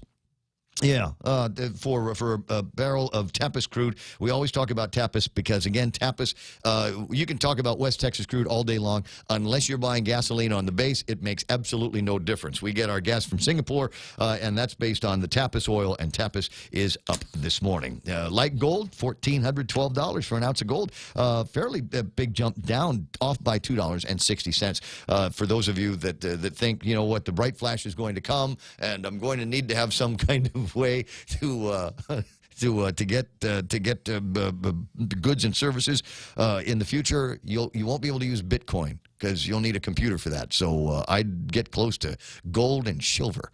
The universal currencies, that works everywhere under every circumstance. 7:23 in the morning. Jerry Roberts in the studio. Jerry, how you doing, everybody? I'm doing good. I can't hear you. I'm doing good. Louder and prouder. I'm doing good. Much better. Thank you very much. Thank Jerry you very Roberts much. in the studio. We're all lined up for this morning's Extra Point, brought to you by Guahan Insurance Services and the folks over at First Hawaiian Bank, where it all starts with you. What are you thinking about today, though? He was all ready to go into the thing, right? No. Have you ever made a mistake that proved costly? Me? You ever made a mistake that, I've never made a mistake in my life. In terms of monetary value, ever made a mistake that proved costly? No, I don't. I was taught at a very early age by my sainted Uncle Jim Underwood to ponder every move. So I might be guilty of paralysis by analysis every once in a while, but he taught me a long time ago that there's never a good time for a knee-jerk reaction, and if you make a decision, it's got to be based on some kind of analysis and research. Now that could be with regard to investing. How about in terms of business? In business, ever done something in business that proved costly? No. Made a mistake? No. Kevin, ever made a costly mistake? Yeah. Okay. Yeah. Real Joe? Can we talk about it? Ever made a costly mistake? Yes, working here. No. Well, we don't have to worry about that by tomorrow. Saturday. Give him some time to think about his actions. Okay. So you think you've made mistakes in business or investing or in predicting the future. All right. Today, let's see how your mistakes stack up against those made by other people. It's coming next on The Extra Point. It's important to have claims process that works for you. At Guahan Insurance Services, we make things simple and convenient. Same door you walk in to purchase your insurance is the same door you open to file your claim. We can't pretend that the car insurance claims process is fun, but we can promise a hassle-free and speedy recovery without any runarounds. For your home, auto, and business insurance, visit us at the Camacho Landmark Center on Marine Corps Drive in Tamuning. Don't forget to like us on Facebook or give us a call at 475-1162 or text 929-SAVE. That's 929-7283. Travel the world and then some with the 2 million United Miles sweepstakes from First Hawaiian Bank. Enter and you could win the grand prize of 1 million miles or be one of 6 other lucky winners. The world is big. Our prize is bigger. Enter at fhb.com/2 million miles. No purchase necessary. Void where prohibited. Sweepstake starts on May 1st and ends June 30th, 2019. Open to legal residents of Guam and CNMI. Ages 18 years or older. Visit 2millionmiles.com for official rules. First Hawaiian Bank. Member FDIC. Equal housing lender. Okay, mistakes. We've all made them, and some of them may have proven costly. Maybe in the hundreds of dollars, maybe in the thousands of dollars. I've got 9 today that might change how you view your particular fumbles. If we start with politics, we don't have to go back very far. 3 years ago, Hillary Clinton decided she had the 2016 campaign pretty much wrapped up and didn't bother to campaign in a select number of states. As a result, Donald Trump was elected president. In baseball, the worst trade in that sport's history happened almost 100 years ago when the Boston Red Sox sold the hottest young star in this sport to the New York Yankees. The Sox got $100,000 cash and a $300,000 loan to finance a Broadway musical. The Yankees and Babe Ruth would rule baseball for most of the next dozen years. Boston would wait almost 90 years to win another championship. You want a sweet mistake? Mars, the makers of M&Ms, refused to pay to feature their candy in the movie E.T. Now, director Steven Spielberg's kids liked a lesser-known candy called Reese's Pieces. Hershey, the owner of the brand, spent the $1 million fee, and Reese's Pieces sales tripled almost overnight. Plus, demand grew nearly globally. You want a picture-perfect mess-up? Eastman Kodak owned 85% of the photography business for nearly 100 years. In 1974 and 75, one of their engineers built the world's first digital camera. $74.75 now. Kodak invested billions in this development. All good, right? Conservative elements within Kodak stalled the release of the digital camera because it didn't want to abandon the film and paper business, which had made them rich. By the time Kodak finally shifted to digital in the late 1990s, it was way too late. And they ended up where? Filing for bankruptcy. If you think that losing out on control of the digital camera business was big, you'll love this one. Alexander Graham Bell patented the first telephone in 1876 and tried to sell it to communications giant Western Union for $100,000. Lots of money back then. Western Union executives declined, saying people wouldn't give up their handy telegrams for grainy-sounding phones that didn't work over long distances. Do you subscribe to Netflix? In its early days, it was offered to Blockbuster Video. Remember them? The price was $50 million for the whole thing. Blockbuster said, no way. Last year, Netflix hit $100 billion in total value. Blockbuster, history. Staying with entertainment, 20th Century Fox didn't see the value of merchandising for the movie Star Wars, allowing director George Lucas to take a $20,000 pay cut on his fee for directing the movie in exchange for total merchandising rights. Since then, Lucas has pocketed over $3 billion from that decision. Why don't you Chewbacca on that for a while? One more for today. Decca Records in London auditioned 4 young guys listening to 15 of their songs and told their manager, "We don't like their sound." EMI Records decided to take a chance on the group and are paid back handsomely as the Beatles became the best-selling group of all time. Now, these mistakes were made by people who were highly educated. They were well-versed in business. They were incredibly successful already. And then that happened. These mistakes are big, but I've got even bigger ones coming on Monday, including one that I made. That's the extra point. Get out there and make something good happen today. For 93.3, The Ray Gibson Show, Guahan Insurance Services, and First Hawaiian Bank. I'm Jerry Roberts. Sometimes you just got to take a chance. Yeah. Sometimes you got to listen to the new guy. Because you always say, what? Courage is always rewarded. You will, they're one way or the other. If you courageously wander into a mistake, you will have at least learned from the mistake. There's so many of these. Yeah. It's just amazing. And Nate Horn online, the CEO of Atari, was offered a third of Apple from Steve Jobs at the time. Steve Jobs said, "Tell you what, I'll give you a third of my company." It was $50,000. Yeah, and he turned it down. He said, "Nah, it's all right." The guy that named Ron Moore, who lives on I'm not sure he's with us anymore. He was given 10% of Apple for, I believe it was $800 or $8,000. He didn't. Next year he cashed it in, right? Gave it back to them. That would have been worth billions or something. He just didn't want it. So Apple was was stocks and bonds, investment, things like that. I mean, you can't always bang 100%. So I mean, it's not like it's the costliest mistake ever. That's where it looked like things were going to be going. I'm the guy that sold Apple when it got to 100. Yeah. And I said, it's probably not going to go any higher than that. I can't see that company. And, there were all kinds of inroads that were being made with Microsoft. And then, golly, I'm trying to remember the order that things came out in: iPhone, iPads, all kinds of other technology. And obviously, Apple went well over $100. Well over $100. Yes. And they split a couple of times, I want to say. But you made money. But you made money. Well, I made money when I sold it because I didn't. But obviously, it went higher than that. So I mean, there's not one of those. It's how do you foresee that? And even some of the guys that I was talking to that were also holding Apple shares said, "Yeah, I think I'm going to get rid of mine too." It's just one of those things. 7:31, and that's why we wonder about Bitcoin. That's why we wonder about Bitcoin, Jerry. We all of us want to be the guy that says, "Yeah, I came in late, got Bitcoin for about $5,000 a piece, but man, look at me now." Yeah. None of us want to be the guy that says, "Well, it ain't going to go any higher than about 11,000. I better get out of this game now." Right. So it's one of those things. 6 of one, half dozen of the other. The risk is always going to be there. So do what you can do. You got any plans this weekend? I'm going to write the other one for Monday. Considering you already made a big deal about it, right? So. Family stuff and little church stuff and and there's a wedding we're going to attend and stuff like that. Okay. All right. Well, give me a full report on Monday. I will be happy. I'll just take notes the whole time. I think that would be good. You know what? You might also want to find a way to get some of your adventures on social media. That's planned. You know, because people like you. The people like you, especially get to hear you on a regular basis. People like you, and they want to know more about you and, surveil you. Stalk you, I think, is the other word we're looking at. So. Yeah. It's all planned. It's just a matter of time to do it. I got you. I promise it. Understand that pressure. Time for headlines from the Guam Daily Post. Here's Kevin Kerrigan.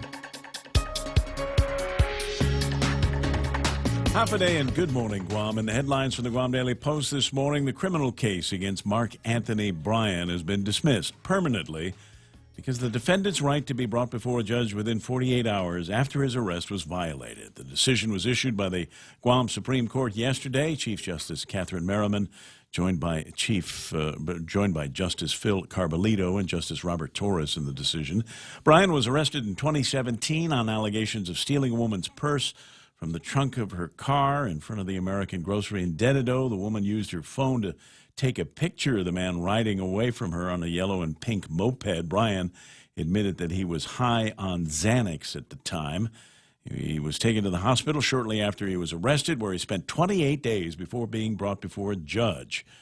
The Superior Court found that Bryan's hospitalization was an emergency, excusing the obligation to bring him before a judge within 48 hours. However, the Supreme Court Justice's decision points out that Bryan was still not brought before a judge until weeks after the indictment and another 5 days after he was finally released from the hospital.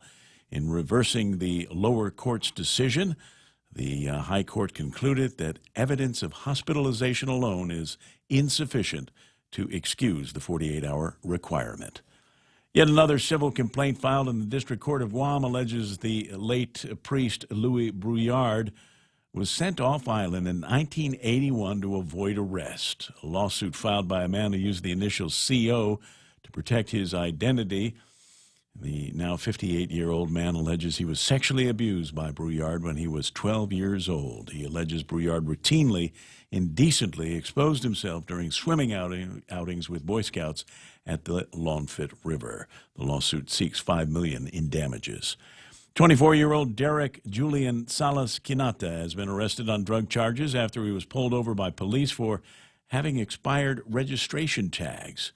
According to court documents, Port Authority police pulled Quinata over along Route 2 in Agate during a search of his car. The officers found a glass pipe and a plastic zip bag containing a white, flaky substance. Police said Quinata admitted the substance inside that bag was methamphetamine. Quinata was charged with possession of a Schedule II controlled substance as a second-degree felony.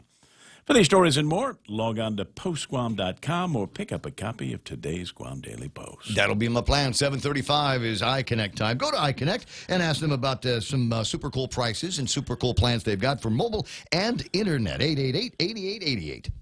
Your home is one of the most important investments you'll make in your life. At Nanbo Insurance, you can rest easy knowing that you're covered with reliable and affordable homeowners insurance. Nanbo makes it easy to protect what matters the most so you can enjoy the moments that matter the most. With Nanbo, you can also save big when you bundle up and insure your car, home, motorcycle, or business. Enjoy great savings up to 50%. Visit nanbo.com or call 477-9754 for more details.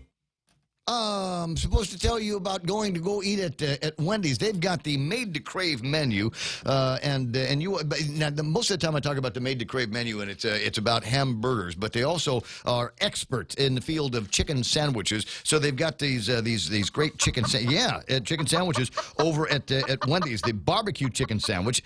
They've got the Sawsum sauce bacon chicken sandwich and the avocado bacon lettuce tomato chicken sandwich. Now let me just talk about that for a second, because it's breakfast time, and you might even hear my stomach growling a little bit here in the morning broadcast. It's a bacon, lettuce, and tomato sandwich, which all by themselves are great. I love eating a bacon, lettuce. I'll make a bacon, lettuce, and tomato sandwich. And then they go, well, let's put that on a chicken. Let's do it on a breast of chicken. And you're going, this thing just got 100 times better. And then they go, but wait.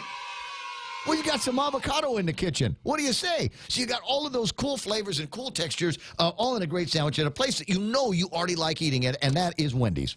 We know too well the inconvenience of not having power after a storm. You worry about food in the freezer going bad. Nights get hot. It's hard finding comfort when going to sleep. These are realities. But with solar and battery storage from Micronesia Renewable Energy, these realities can be a thing of the past. The solar works during the day and the batteries power your home at night. Call 632-2613 to see how solar plus battery storage can make life a little more convenient. MRE. The smarter choice. 7:37 traffic gizmo time here on the Ray Gibson Show on 93.3. The Point is to call the thing up and take a look at where you're going to find some traffic issues. Southbound Marine Corps Drive, not too far away from where we are in front of DPW, just before you get to Kmart. You might see some traffic there. Also northbound traffic at that very same intersection. Things will clear up for you if you're southbound once you get past St. John's. Then we've got some issues. I'm looking at going northerly here on Marine Corps Drive. Not a whole lot of problems there, but if you're coming in from Micronesia Mall area headed south, you're going to have some slowdowns before you get to Santos Hill. And definitely going to be slowing down coming out of Route 3 onto Marine Corps Drive. Intersection over by where McDonald's is on Route 16 and 27, where the Bank of Guam is. Watch out for some slowing down in that direction. 8, 10, and 16, busying up already. Must got some fresh donuts coming out of Crown Bakery. And over by 76 Circle K, the Ocean Vista Lookout, expect some traffic through there as well. A little bit of traffic waiting for you in front of Navy Hospital, and I'll scooch all the way down to Naval Station where traffic is backing up for everybody trying to go to work down there in the wet. It's 7:38. That's right now traffic here on The Point. Discover a new Galaxy. GTA introduces the new Samsung Galaxy S10 in 3 different sizes. The Galaxy S10 comes with cool new features like Power Share that allows you the ability to share your battery power with other devices. Or you can capture a wider world with its new camera featuring an ultra-wide lens for when you need to take pictures of the whole family. And with GTA handset payment option, you can take home a Galaxy S10 for $0 down. GTA, we start with you.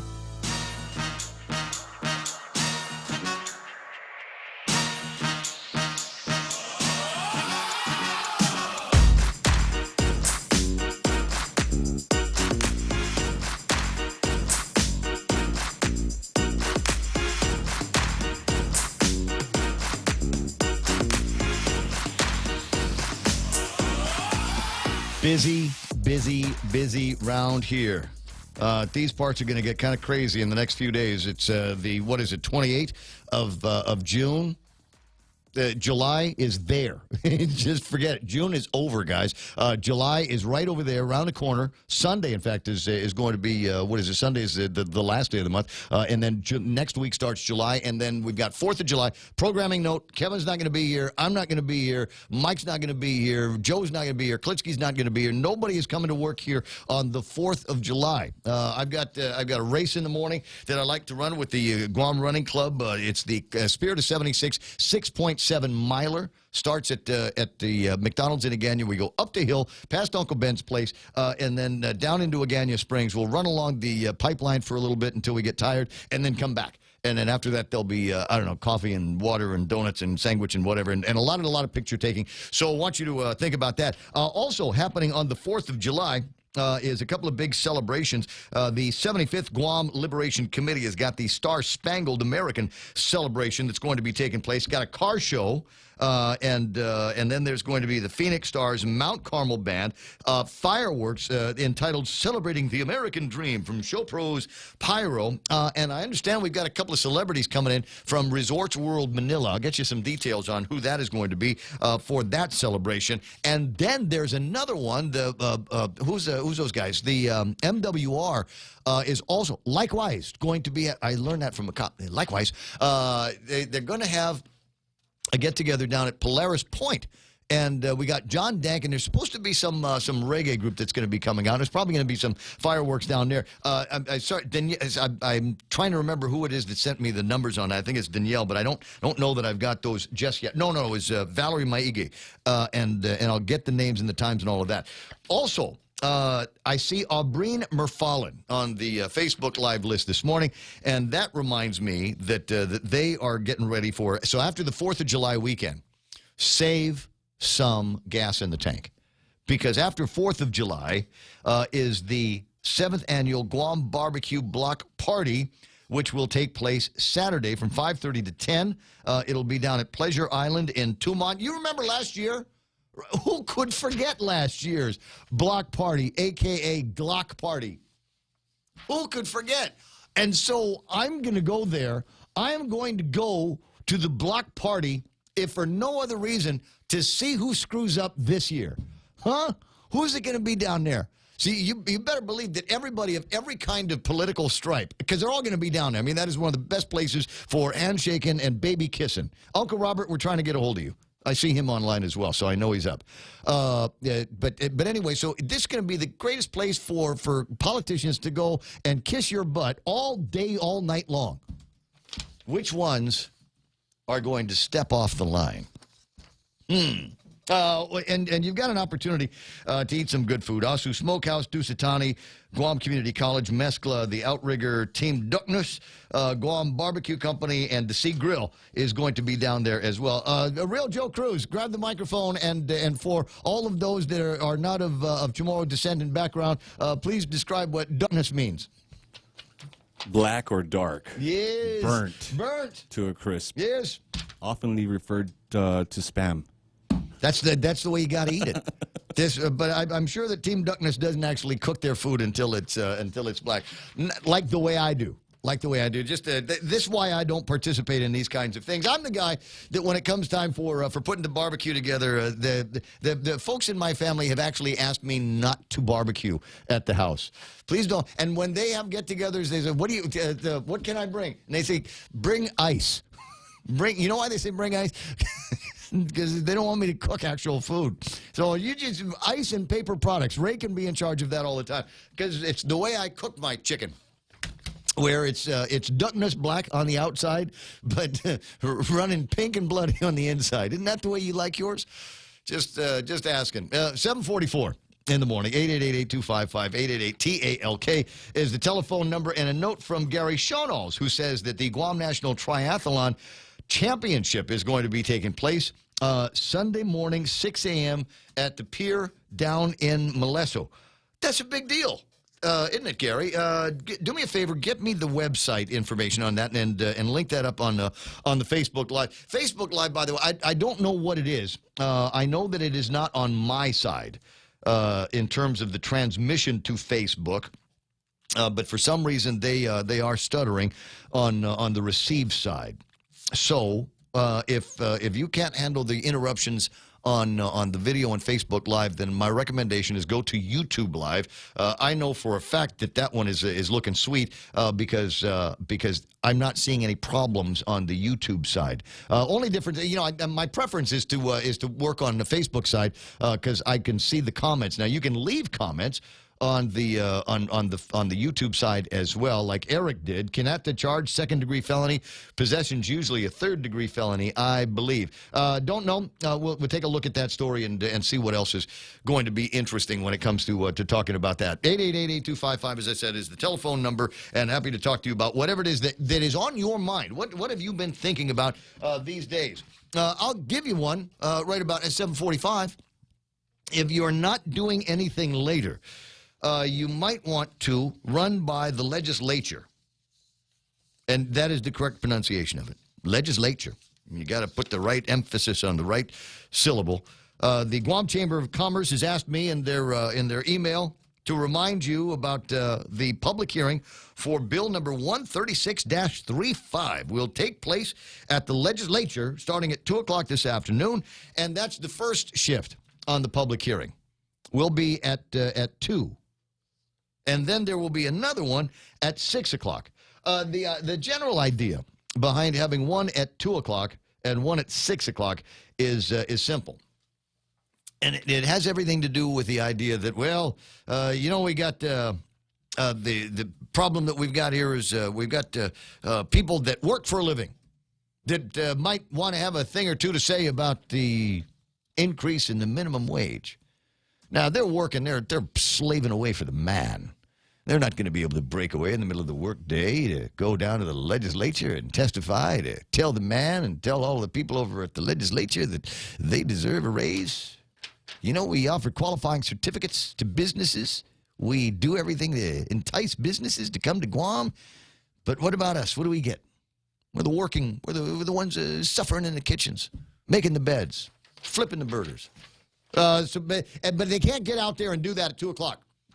So there's one at 6 o'clock. That's going to be for them. So in my mind, it might work this way. I'm not sure. It might depend on when Ken Leon Guerrero is free, because I know that he's a proponent of an increase in the minimum wage. So we got the guy, the guys that will be representing the business community who can break away, who will unfortunately not be able to go to the golf course today because they need to go and testify against this increase in the minimum wage. That will take place at 2 o'clock. So 2 o'clock is going to be the big business, big shots guys, and then at 6 o'clock will be the long-suffering, hard-working people of Guam that are going to show up and do the testimony. And I suppose maybe that will be, it might actually be better if you do it that way, if you kind of divide the crowd that way, you know, so you don't have these opportunities for friction between everybody.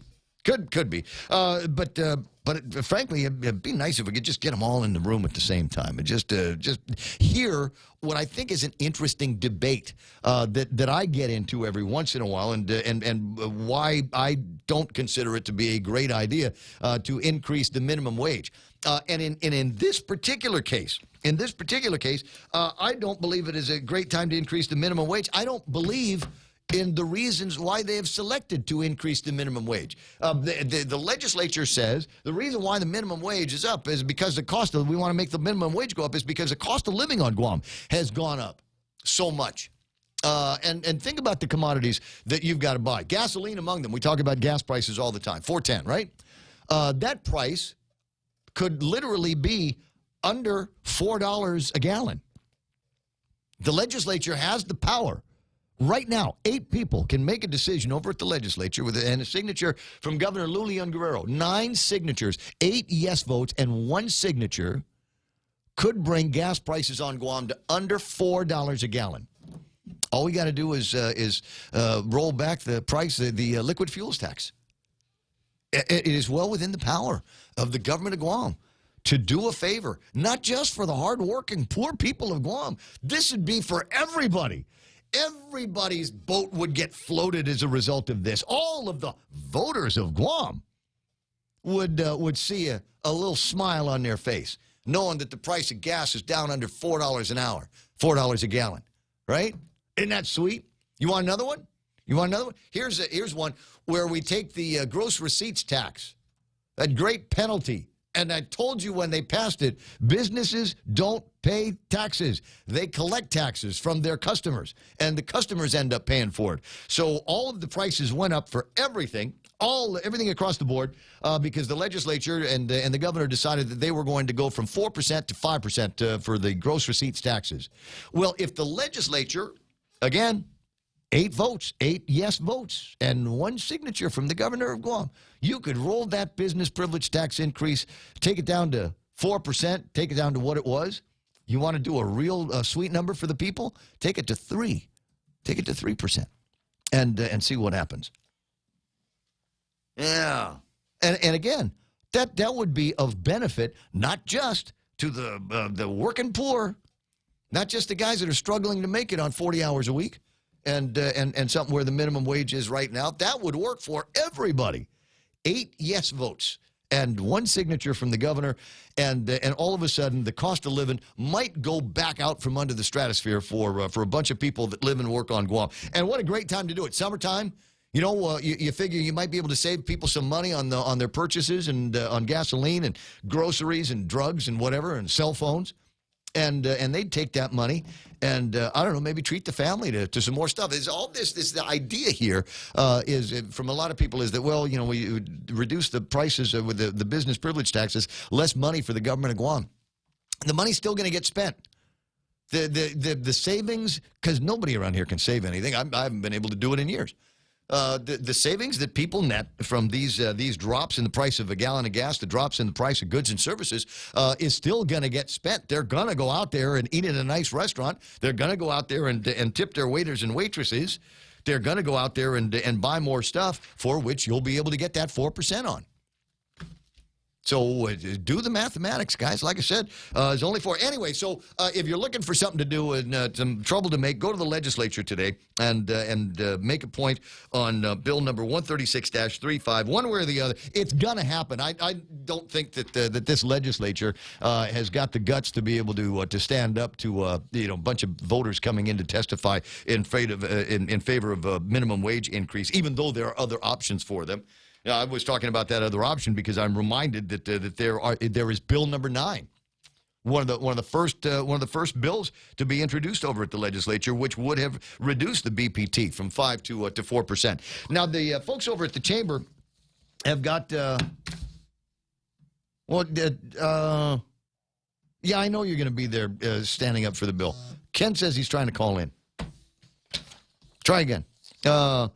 There is more that the chamber is asking for, and something that I've been advocating for a number of years since I thought about it. I recall that somebody had gleefully, kind of one of those in-your-face Ray Gibson Facebook posts, said, well, you should go to Australia and see what they pay in Australia for the minimum wage. And it's sweet. And it is sweet numbers for the minimum wage in Australia. But do you realize that there are 2 minimum wages in Australia? There is a wage that they give people, minimum skills, minimum effort, minimum wage, over the age of about 18. But if you are under the age of, I want to say majority, I can't remember where exactly the number cutoff is, there's a different minimum wage for high school kids, right? And the theory is, number one, you don't know anything about anything, Junior. I don't care what your career guidance guy said about you. I don't care what your English lit teacher said to you about how great you are. You don't know anything. So we're going to start you off with the ugliest, dirtiest, worst shift in the business. And in my case, it was weekend overnights at KUAM in 1979. That was in those days. And the theory is you need to learn how to work. You need to learn how to work, and you need to learn how this job works. So we're not going to pay you the same thing that we pay J.Q. Fanihi. We're not going to give you the same money that we give Uncle Toad. You're going to have to earn your way into that. And in those businesses, low wages, low expectation business, yeah, you might turn 18, 19 years old and get yourself that other minimum wage. But they bifurcated it for those reasons. And so the chamber is advocating for them to look at something along those lines. Ken LG's out there. Good morning, Ken. How you doing? Good morning. So are we going to fight like married people over minimum wage here in this call? No, I'm just going to point out a few things that provide a contrasting point of view. Please. Keep it fair and balanced, why don't you? I will do that. The last time business privilege tax was rolled back, we did not see any rollback in prices anywhere, number one. So rolling back the business privilege tax is not going to reduce prices. And let me just for the record say, I said that too. I said it too. Knew it was going to happen, but we also believe that the invisible hand will rise up and will cause prices at some point to modulate back to something reasonable. Competition's going to do that in sectors of the business community for which there is little or no competition. We probably won't see any of the decreases that I'm advocating for. Yeah, that's the other point right there because. Just in the past month, my favorite fast food meal went up 31%. We can't blame that on the minimum wage because there hasn't been a minimum wage increase. We can't blame it on the fuel tax because there hasn't been another increase in the fuel tax since 2017. We can't blame that on the business privilege tax because business privilege taxes haven't gone up since 2018. And we can't blame it on the price of food because the food index across the board is down 8.6%. You can blame it. You can blame it on the or more increase. You remember the legislature said buildings valued $1 million or more. Yeah, but I don't think those particular buildings individually are more than $1 million a piece. But there could be other parts of the business structure for which they are in buildings that are valued at over $1 million, and you got to spread that out, right? Well, the reason we have to look at this seriously is because we have a double-digit increase in the cost of living every year. The federal government realizes that, and every year the federal government gives employees a cost of living adjustment increase of between, in the last 5 years, between 13% and 18%. Government of Guam, they're trying to reinstate the step increases, and autonomous agencies have them in place already. It's anywhere from 3.5% to 20%, depending on whether you're classified or unclassified or favored management. So government of Guam employees are getting it, and in the budget right now, they're budgeting for step increases for Gov Guam, and they're proposing $350,000 to study the government of Guam pay raises to make government salaries more competitive with the private industry. But then we got the Department of Labor report that shows that the average government of Guam non-managerial employee makes twice as much as a non-managerial private employee. And that's in the government's own documents that they release. Yeah, so we're trying to make a comparison, and so instead of increasing all of the salaries around here, let's take a look at what we're spending for the government we get. Can we do that? There's no way in hell this is going to happen under the current governor, because every single day we're getting a news story, and the bottom line of the news story is increased government spend. I mean, just in the last couple of days, we're talking a $10 million increase in payroll and overhead with 150 people that are going to be Nose pickers. Hey, Ken, do me a favor. I got to break away. I got the news coming up, so let's try it again. Let's finish up in the next hour, because I do want to ask you. Never mind minimum wage. We can fight over all that forever, and never get around to anything. But I do want to find out a little bit more about your thoughts on this ethics panel that has now been sworn in. I'll talk to you pretty soon. All right. All right, right after the 30. All right, bro. 8 o'clock in the morning, the radio station is KUSG. Gotten you. Fox News Live is coming up in a couple of minutes. Those of you might be having some problems on Facebook. It's them, not me. So go to YouTube Live and see what things look like over there. A bunch of your other friends from Facebook Live are waiting for you over there, so you can chat with each other back and forth. As I said, I've got Fox News Live coming up here in a couple of seconds. And on the other side of that, Kevin Kerrigan has got news from the Guam Daily Post. Blake Watson is going to be stepping over from next door over on Star 101. He and I are going to pretend to talk about sports for a few minutes. So I want you to stick around for all of that and more ahead right here on 93.3 The Point. We are KUSG. Hagutnya. This is a Fox News alert. Aid for migrants. I'm Lisa Lacera. The House taking action on a Senate bill that would provide funding for families at the border. Fox's Jared Halpern live on Capitol Hill. The Democratic-controlled House has sent a $4.6 billion humanitarian relief bill to the president, agreeing to a Senate-approved plan in dropping restrictions on detention facilities used to house migrant children. It will not be the end of this debate. It will be the battle cry. It will be the battle cry as how we go forward to protect children in a way that truly honors their dignity and worth. House Speaker Nancy Pelosi conceded votes from dozens of progressives in her caucus, relying instead on votes from Republicans and more moderate Democrats, and passing the bipartisan compromise 305 to 102.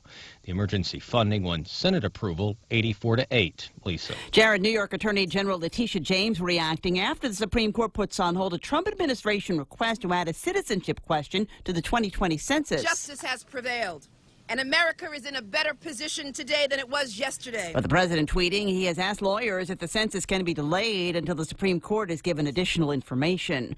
Round 2 tonight as another 10 Democrats take the debate stage. Fox's Evan Brown live in Miami. Yeah, Lisa, tonight the rest of the Democrats seeking the presidency, and this group includes some with more notoriety like Vermont Senator Bernie Sanders and former Vice President Joe Biden, but also California Senator Kamala Harris and South Bend, Indiana Mayor Pete Buttigieg. The format is expected to be the same, with questions given a minute for an answer and rebuttals allowed in 30 seconds or less. It follows a day when many candidates tried visiting an immigration facility south of Miami where child migrants are housed. Immigration is expected to be an early topic, Lisa. Thanks, Evan. This is Fox News. This is Ronnie. Ronnie is about to break his piggy bank. Come on, piggy bank. Ronnie wants to upgrade his smartphone. And this piggy's gonna help me. If Ronnie had signed up for GTA's handset payment option, he could have selected a new smartphone with an affordable monthly plan. I could have what? Exactly. Sign up for HBO at GTA and don't break the bank. I'm sorry, piggy bank. Terms and conditions apply. GTA, we start with you. When it comes to power and performance, nothing compares to Dodge. And right now at Cars Plus and Mighty, you can save thousands on many Dodge vehicles in stock during our Dodge Performance Days. Like a new 2019 Grand Caravan SE, save $4,250 or save $6,150 on a new Durango SXT. Looking for more power? Take home a new Charger SXT Plus today for only $37,689 or save over $7,000 on a new Challenger GT. Get more power and performance at Cars Plus and Mighty during Dodge Performance Days. Cars Plus, driven by you. Former Trump campaign chairman Paul Manafort in New York federal court to enter a plea on state charges. Manafort pleaded not guilty to mortgage fraud and other charges. He's already serving more than 7 years on federal charges related to the special counsel's Russia investigation. Manafort's lawyer, Todd Blanche, says the federal conviction covers crimes New York is trying to prosecute. We intend to move to dismiss the indictment based upon New York double jeopardy. State lawyers say their case is entirely separate. While Manafort could still be pardoned by the president on his federal conviction, it would have no effect on any state conviction. Manafort faces 16 New York felony charges. In New York, Gernal Scott, Fox News. New clues in the case of a missing Utah student, Mackenzie Lueck. Police saying that they have a person of interest. Police have not identified this person of interest and say they will only release a name when and if they make an arrest. But we have just learned a brand new adjustable massage bed was delivered to that home, and this coming just days after the owner gave away a mattress, selling it online, essentially giving it away. And now they want to get a hold of this mattress, get it to a crime lab, and run it through forensic tests. What remains unclear is whether the homeowner is the same person Mackenzie texted when she arrived at the Salt Lake City airport early on the morning of June 17th, or if it's the same person she met with a short time later after taking that ride share to a suburban park. Fox's Claudia Cowan. The person of interest is identified as being 31 years old, male, and divorced. A Massachusetts man who accused Kevin Spacey of groping him on the island of Nantucket in 2016 has now filed a lawsuit against him, seeking unspecified damages for severe and permanent mental distress and emotional injuries. Spacey also faces a criminal charge of indecent assault and battery. He's pled not guilty. I'm Lisa Lacera. This is Fox News. Regardless of your age, your eye health may be at significant risk from diabetes, cataracts, glaucoma, and retina problems. A comprehensive eye health exam is key to maintaining your precious gift of sight. Contact Island Eye Specialists to schedule an appointment today. That's 637-2020 or online at islandeyeguam.com. We accept Stay Well, Take Care, Calvo Select Care, and Net Care Health Insurance. Island Eye Specialists. We are your eye doctor. Here at APL, our core values give the company its heart and soul. Whether it's connecting your business with our global network through our newly enhanced service or investing our efforts into giving back to the community, APL is committed to serving you. We humbly honor the opportunity to find innovative solutions for you and your business. To learn more about our enhanced service, call 588-4651 or visit www.apl.com/Guam for more details. Hey, welcome to this Subway ad for the new club collection. How do you want it? I'll take a book club. Absolutely. So, last week we sunk our teeth into Subway's meaty new release, The Steak Club. I didn't finish it yet. Oh, not again, Sandra. This week, it's the new Southwest Chicken Club, also by Subway. No spoilers, but there's a tasty twist. Jalapeno cheddar bread and guacamole? Sandra, get out. Subway, make it what you want. Good ending. Limited time only at participating restaurants. We have some really great home loan programs, but did you know we have great business loans too? Every day we're working with companies to purchase equipment, to buy or build properties, or make tenant improvements. We offer letters of credit, working capital, and term loans, and we make all of our credit decisions here. Commercial loans, commercial banking from Bank Pacific. Bank Pacific, where others put branches, we place roots. Equal housing lender, member FDIC. Viva Bank Pacific.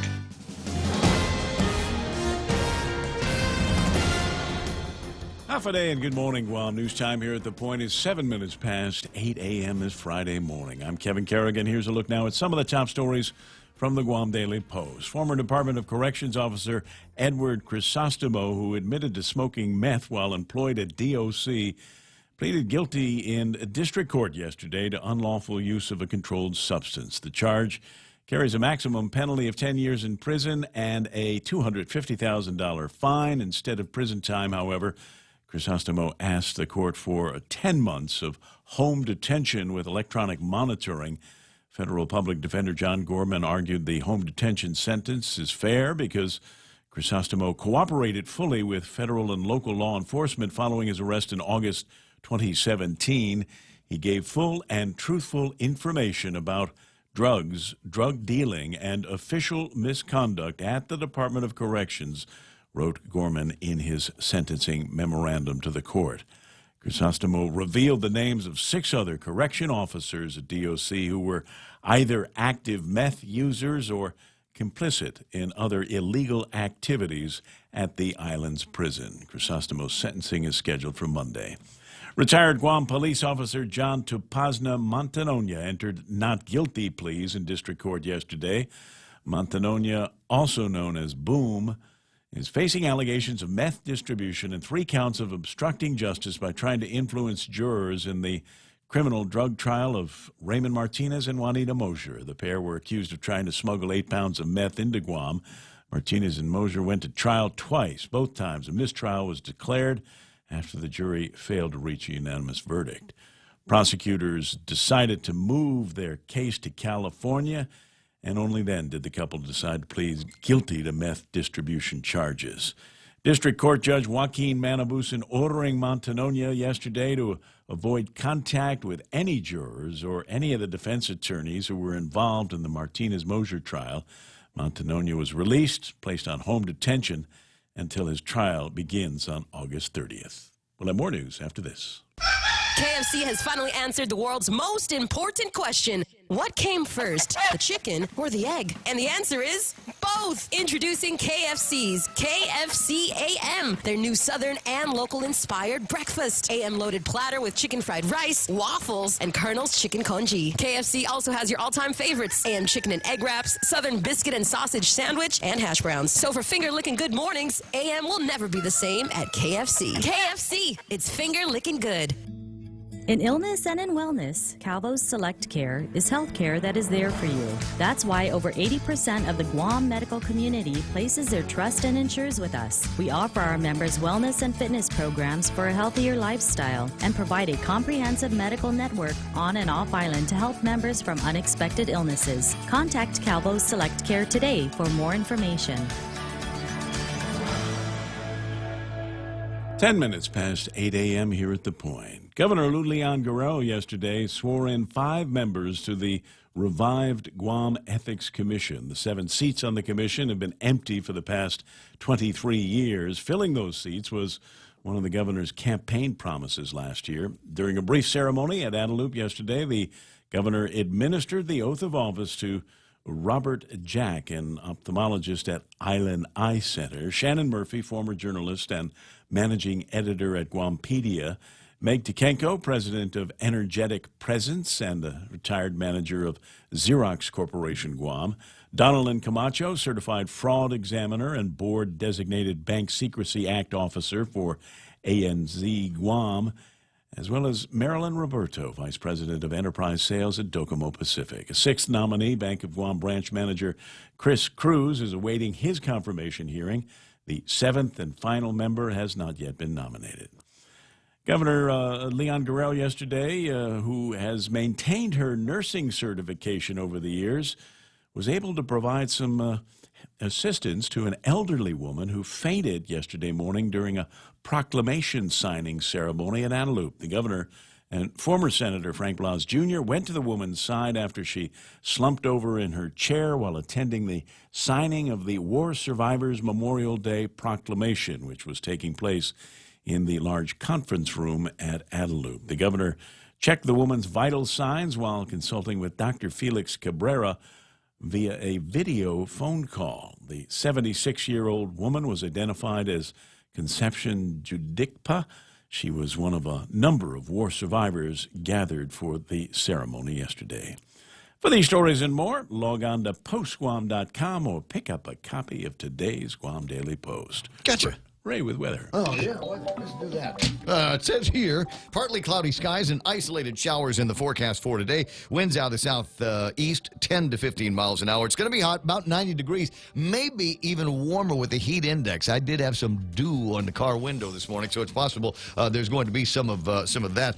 Sunrise this morning was at 5:56. We'll watch the sunset tonight at 6:51. For those of you in the Marines, it will be 18:51 on the calendar, so be on the lookout for all of that. I haven't yet had a chance to refresh the weather radar screen. Let me see if I can I do that now? Hold on, there it is. We're going to do it together on the fly, and let you know what the real-time weather is going to be. That's the point of radar, is that the thing is scanning around so close, you can actually see the clouds move in. And you'd be able to see that on the radar this morning if there were actually any clouds moving in. There aren't any. They've got some pockets of clouds, low clouds down to the east, and that may or may not make its way out here. Looks like by the time it gets close to Guam, they begin to dissipate. So I don't anticipate there's going to be a whole lot by way of either cloud cover or rain to cool things down today, and that's just too bad if you ask me. That's news and weather together here in The Point. GPSI Guam is a professional services company that is a registered contractor for the federal government. They're an SBA, 8A, and HubZone certified SDVOSB, providing program/project management, administration, technical support, logistics, and commodities. Find out more about GPSI and how they can help you today. For large prime companies, contact GPSI if you need assistance in meeting your small business subcontracting goals at 477-3058. They'll be happy to assist.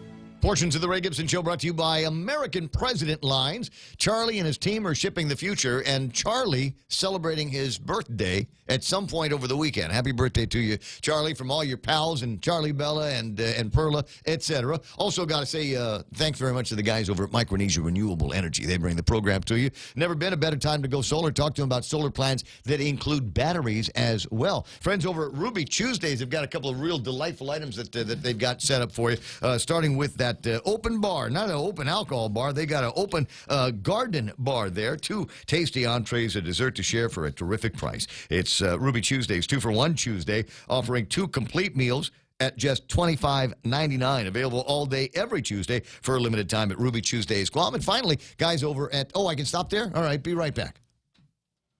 Click. No. Business travel just got easier. Take your data plan with you for only $10 a day to all 17 Data2Go destinations. Never worry about additional data roaming charges when you go where your business needs you. The US, China, Thailand, and so much more. Have the assurance you need to check emails, surf the web, and stay connected. Call 688-2677 today to make sure your account is Data2Go ready. Docomo Pacific. Better together. Challengers, Chargers, 1.99% APR. That's what you're going to find when you hang out with your pals over at Cars Plus. They've got all of those and more on the lot. Your next new car is waiting for you there. Need something that's got kind of soccer mom thing feel to it? They got plenty of those, as well as SUVs, even motorcycles. Man, I was at the place last night. And I walked out, and there was this Cycles Plus motorcycle, and it was maybe the sexiest thing on 2 wheels I'd ever seen that didn't have the name Harley Davidson on it. So you might want to check that out and see what those are all about over at Cars Plus. That's why they call it that.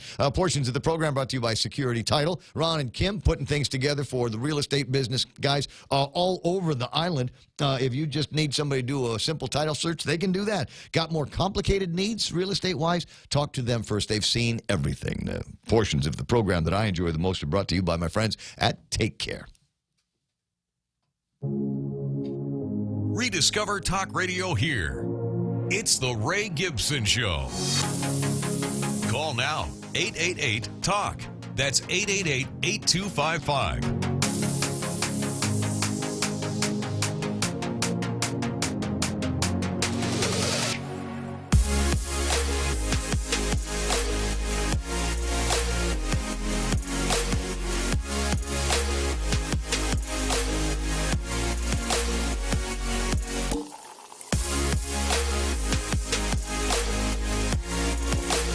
Nonsense.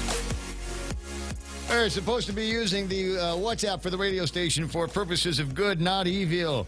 Not for tawdry sexual purposes. What is it? 988-5874 if you're going to send stuff over anyway. But this comes to me from one of the listeners that says the female viewers on Facebook Live and YouTube Live will appreciate this. Have you seen this? Have you seen this, Joe? Dancing chest? No, I haven't. Is that what it is? It's the Okeanos Foundation for the Sea, and apparently it's a bunch of guys that have gotten themselves into a little bit of Hulu mastery. What do you think? Should we play some of this? Yeah.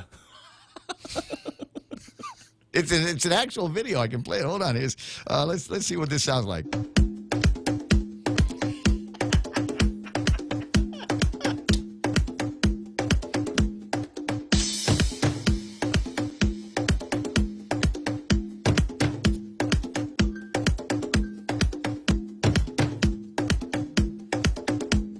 Tell them. Are people sending up some likes here on the Facebook Live? Are we getting thumbs up and hearts? How about that? Woo! It's getting hot in here. How you doing? Oh, but more. There's more. I don't know. The Okeanos Foundation of the Sea. All right, tell you what. Let me. It's Hulu and dance conditioning. Yeah. What are they, firefighters or something like that? I'm not entirely sure where these guys might be working, but wherever there's a show. That's that's why they're trying to send 100 people out to go to the FestPac. Right, because of them. Because of them. They're the recruitment team.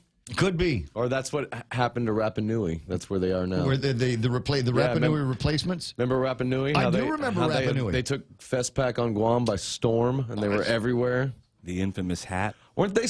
Weren't they going to? Weren't they gonna? Didn't they want to stay and just like make money taking pictures with people? Yes, I heard that.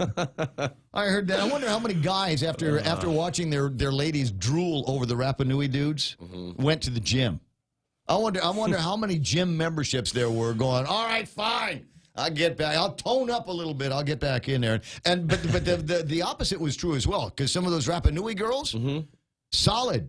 Pretty? Yeah. I didn't see them. I didn't see any of them. I only saw the guys. Because we only follow girls in the social media, so we only saw the pictures of the guys. Right, of the guys. If we followed more guys in social media, we would have seen more of those Rapa Nui girls. Yeah, yeah. They even played soccer, I believe. They played a friendly with some of our national team players that summer. That's perfect. That's right. So anyways, it's not like we're doing FestPac again because we can't afford it, so we're going to be doing FestPac. It worked out so well the first time. Sending a delegation because we've got plenty of money around here. We can't afford to bring World War II vets, but we got plenty of money to send people out to the FestPac. I'm sorry, was that more direct than I usually am? All right, fine. 20 after. Remind me to look for that guy. Rosengren, I think, is his name. The World War II vet that the last time I looked, it was just under about $3,000-ish.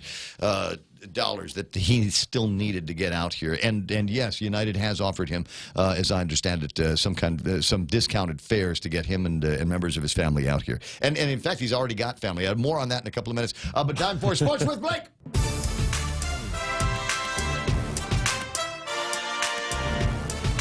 Right, we're getting requests to just play the thing again. Oh yeah, nobody seems to care about Sports with Blake. They just want more of these of the guys. I'm trying to figure out if there's. Well, it's only a 2-minute video, so get it in while you can. Yeah, well, I'm just thinking maybe.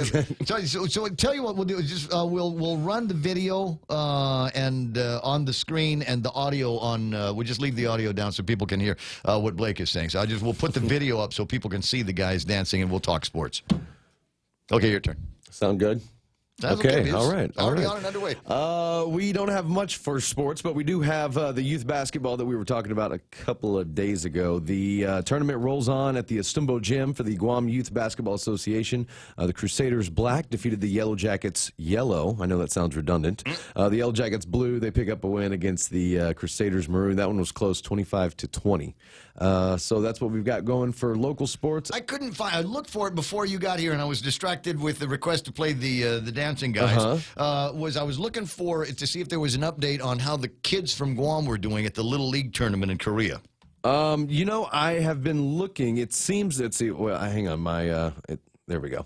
The All-Stars. While you're doing that, word on Facebook Live, there's an accident in front of Napa in Harmon right now. So take care. I'll take a look at the traffic gizmo while you're talking to see how bad it is. What we didn't have yesterday, I do have a recap from that. They suffered an 11-5 loss to Thailand. However, they rebounded nicely as the 12 and under All-Stars are still competing over in the Little League Majors Asia Pacific Regional Tournament over in Korea. The consolation bracket, they beat Vietnam 19-0. With that win, Guam will advance to Friday's 5th place game where they will have some pretty tough competition. They've got New Zealand up on the docket next. And I believe tough. New Zealand, they didn't start playing baseball until about 10 years ago. Yeah. But they're pretty tough. And I believe, doesn't their coach have Guam ties? Or the guy you know what? I know who you're talking about. Somebody will remind me on Facebook Live, but I think he was the coach for the adult baseball guys. Okay, and he moved over to New Zealand and started doing some of that. Kind of, sort of, yeah. Okay. Well, Evan Acosta and Caden Weekly are leading Guam from the pitcher's mound as they both combined throw a no-hitter. Not each one a no-hitter, but they both combined to get the no-hitter in the 19-0 defeat over Vietnam. And let's see here. Yeah, so it seems that South Korea, the defending Little League World Series champions, also in our division. Yep. They've dominated play. They earned the top seed. They have yet to be beaten, I guess is what I'm trying to say. China also placed pretty high in Pool A. And so it's going to be... So are we still 4th place? We are playing for 5th place? Something like that, against New Zealand. 5th place 4 game. yesterday. Fifth place game against New Zealand. So let's see here. Chinese Taipei and CNMI are both in Pool B competing. So CNMI is still in the tournament. The tournament winner will represent the Asia-Pacific region, as we've been talking about Little League World Series, which will be starting on my birthday, August 15th through the 25th over in Williamsport, PA. But I want it to be us.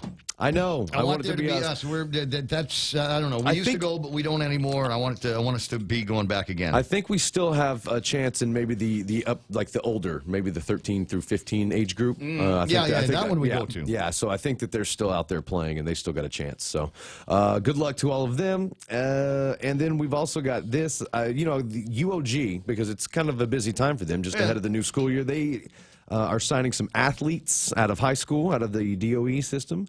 And let's see here, University of Guam Lady Triton basketball roster added Jezi Yebon?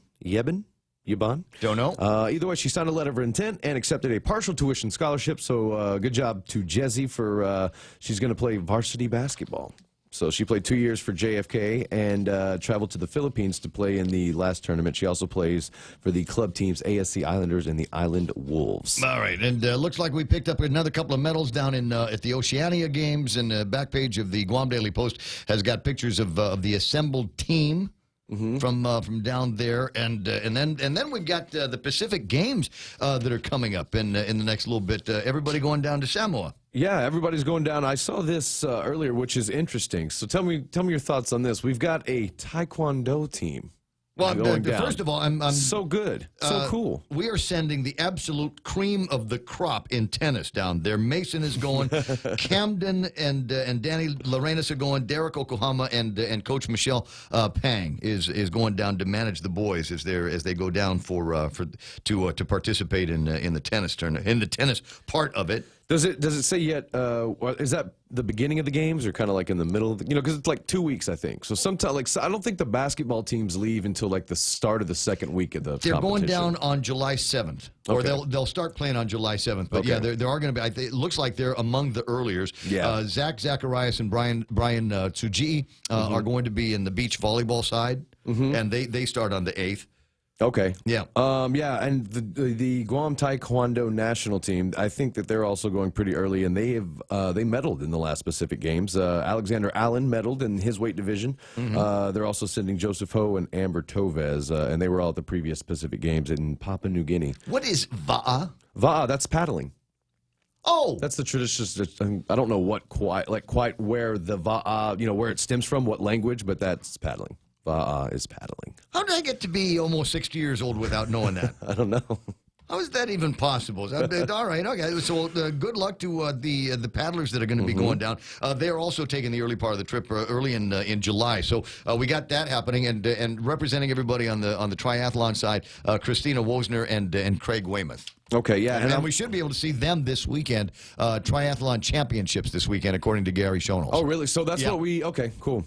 I saw something about that a while ago, but I'm glad that you followed up with it. And on the official countdown... No, I didn't put any effort into it. He wrote it on Facebook. He sent it. It's like, if it was on Facebook, that's how I got it. So if I wish you... If I wish you a happy birthday today, and whenever it's your birthday, trust, let me be honest about this. It's not because I remembered that today was your birthday. It's on Facebook. It was on Facebook, and that's how I know. And I think it's okay now, right? Yeah, I think so. It's like not knowing anybody's there's still number. a whole lot of people that have birthdays on Facebook that I don't bother saying happy birthday to. So if they reminded me that it was your birthday, and I go on your feed and wish you a happy birthday, there's love. Now, see, that's love. I think it's only offensive maybe if you're not on Facebook a lot, so you just aren't wishing anybody a happy birthday, and you don't care to remember. But it's like but you're on Facebook a lot, so it's okay for it to tell you people's birthday because it's like not knowing anybody's number. So the cool thing about Facebook is it looks like work. So if I'm sitting at my desk and I'm looking at the phone, you probably think that I'm sitting at my desk looking at the phone, and there's probably a message from Richard or Joe or one of the guys next door. Maybe. Yeah, something really, really solid. Ray Gibson, business leader, management, broadcaster for 40 years. Kind of important message. It's Facebook. Right. You're just watching stories of people's food. Yeah, I'm looking at stories. Yeah, there's and they got these like cool videos on how to catch snakes with pieces of bamboo. I like that. Really? Yeah. Oh boy, I got to see. Really? You work too much. I know. 9 days, 7 hours, 31 minutes, and 14:13 now 12 seconds. Countdown to the Pacific Games over in Samoa. That's There's the a official thing for countdown. that? Yeah, it's on GSPN.com. It's right there on the side. Yeah. Pretty cool. Today's Daryl Lozama's birthday over on Boss 104. I miss Mike. I know he's gone. He's off island. I missed Mike Knight's birthday yesterday. And the only reason I knew it is because everybody probably saw it on Facebook and then put it in the work group, in the work chat. So happy birthday, Mike. All right, so since I started, all right, Daryl Lozama, Mike Geisinger, Eric Cortez, one of my running buddies out there, Cheryl White, as in, oh my God, she's hot. Jana Lubang and Wayne Brown. Old friend Romy Pangolin and Romero is celebrating her birthday. Junie St. Nicholas. Junie Bloss, mayor of Barragata, is celebrating her birthday. Happy birthday to you, Junie. Rita Marie, Missy Torres, Jennifer Heacock, and Christine Cho, Carl Borja, Pam DeVera, that's Rich's wife, and a mom of some really, really great kids is celebrating a birthday, and cousin Josie O'Malley has a birthday. Happy birthday to you. I remembered it off the top of my head. I didn't read that from the Facebook page, just FYI. Oh, man. Is there baseball? There's baseball tonight, right? There is baseball tonight. I believe it's going to be here. Wish you wouldn't have asked me that right now. No, but I got it here. I believe it's the second game of the Royals and I got to find it. It's in here. Expos. Game 2 Friday. And, of course, the Royals did take down the Expos 8-6 in the last game. It's a best-of-3 series. So if the Expos can even it up, then Game 3 will be on Sunday. If not, Game 1 of the 2019 GML Championship Series will start then instead. Sorry. something else is funny on Facebook that social media is such an interesting thing. But it's hard to react sometimes to things. I will give you an example.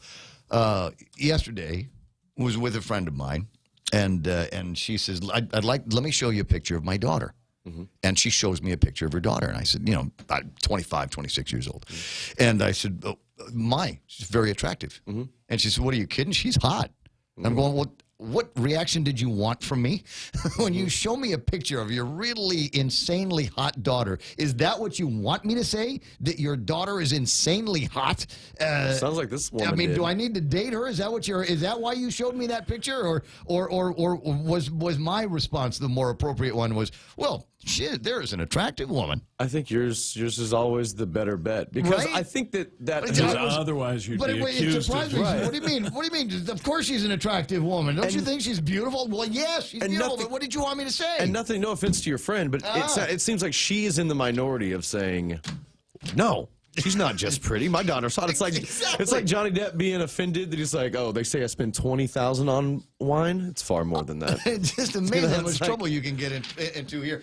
Nate is online, says, my grandson is in South Korea, and from what I heard, it was really more like stage fright. Okay, we're talking about the game that the Little League World Series. Romeo Carlos is out there. There's another guy who knows how to use social media. And who is it? Nate's Rudy Magallanes is in the Philippines. And then there's this story here, and we'll leave with this. Scientists say men find averagely shaped women more attractive than fashion models and centerfolds. Researchers found the men preferred the shape of ordinary women, equivalent to dress size 14, than so-called super attractive models.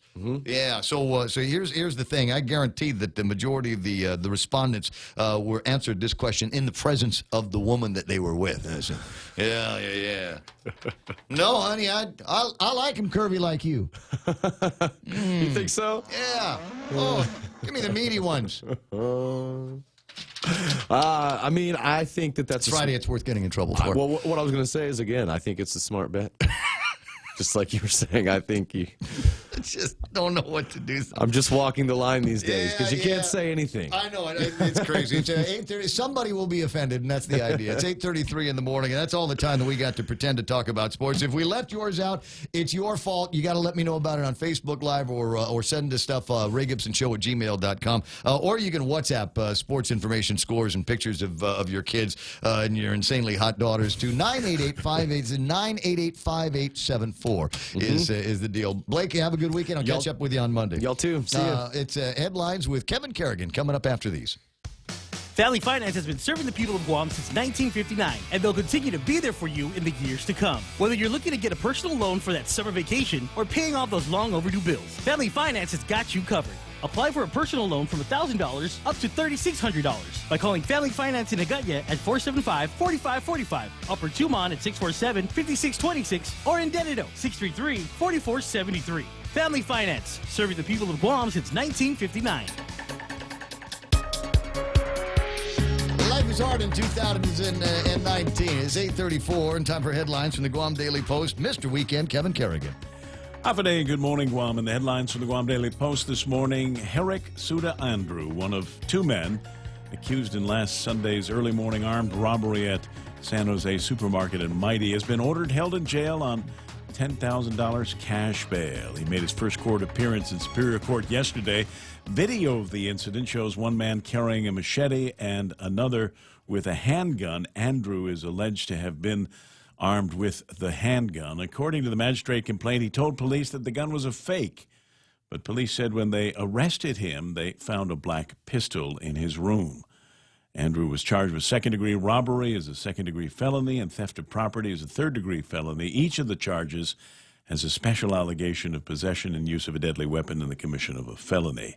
His next court appearance set for July 5th. Guam police continue to look for the second man that appeared in that video during that armed robbery. Yet another civil complaint has been filed in district court alleging that the late priest Louis Brouillard was sent off island in 1981 to avoid arrest and prosecution for sexually abusing children. A lawsuit filed by a man using the initials CO to protect his identity. The man, now 53 years old, alleges he was sexually abused by Brouillard when he was 12 years old and in the Boy Scouts. He alleges that Brouillard routinely, indecently exposed himself during swimming outings with the Boy Scouts at the Lawnfit River. The lawsuit seeks $5 million in damages. 24-year-old Derek Julian Salas Quinata has been arrested on drug charges after he was pulled over by police for having expired license tags. According to court documents, Port Authority police officers pulled Quinata over along Route 2 in Agate.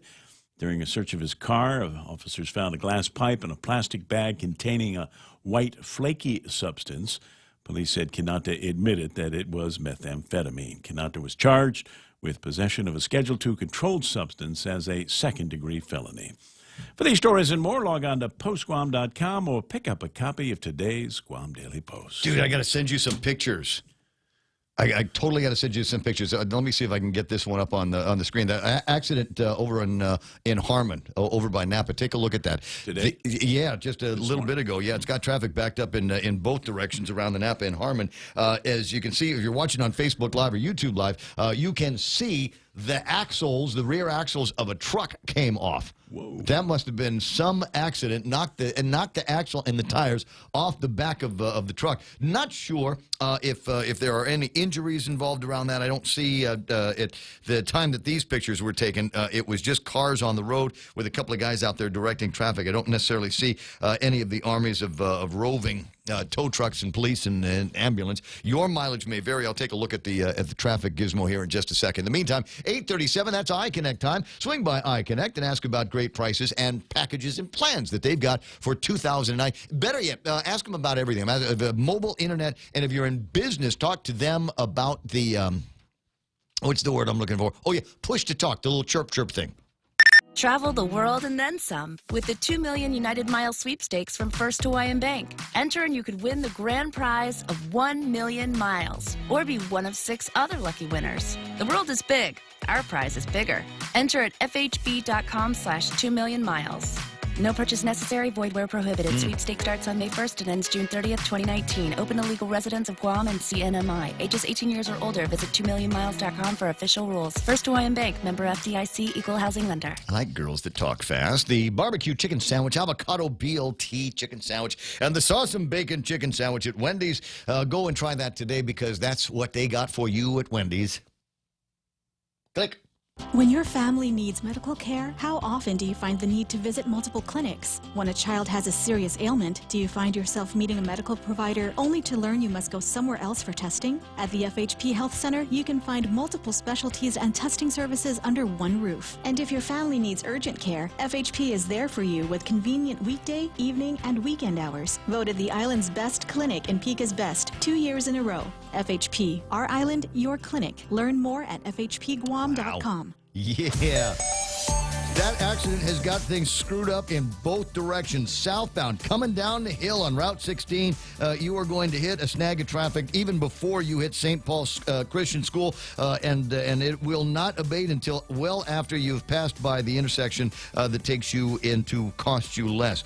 Traffic coming out of the Cost You Less area onto Route 16 is also snagged. Traffic moving northbound or towards the accident is snagged in both directions. Not much better. The further away you get, you'd think that it would get better, but that roadway just looks awful all the way to the intersection of the Micronesia Mall. Traffic at a standstill at that intersection. You get past it, you'll have stop-and-go traffic at all of the intersections, a little bit of a delay at all of the intersections until you get pretty much to your destinations. We're looking at most of southbound Marine Corps Drive in the clear until you get down to the downtown Agutnia area. Still busy in front of Navy Hospital, and on our way down to Naval Base in Sumai. There's some traffic at the entrance there. It is that time of day where you are going to see some issues there brought on by traffic lights and just a lot more cars on the road on a Friday morning. So just watch out for it. Build in some extra time. Albert's End looks like somebody failed in an attempt to exit Napa by turning left. Sign at the exit displays right-hand turn only. It looks like they might have been headed in the leftward direction. But the good news is the guy lost the axle and a tire. But dude, you're in front of Napa. Just go. What is that? Like an '83 Toyota Hilux? Just give me one of each. Chilton's. That's it. You're going to be all right. It's good. They got the tools. They got the parts, everything. 20 away from now. I'll be right back. Hey, it's Mom. Somebody forgot to thaw the chicken, so meet us at Chili's for 2 for $25. Oh, and congratulate your sister for making the basketball team. She's thrilled. Love you. See you at Chili's. Enjoy 2 full meal combos for $25. An appetizer, 2 mouth-watering entrees like our crispy chicken breast, smoked barbecue quarter leg, or smoked jalapeno cheddar sausage. Served with corn on the cob and french fries. 2 bold combos for $25. A full-on meal deal available nightly for a limited time. Together, we Chili's.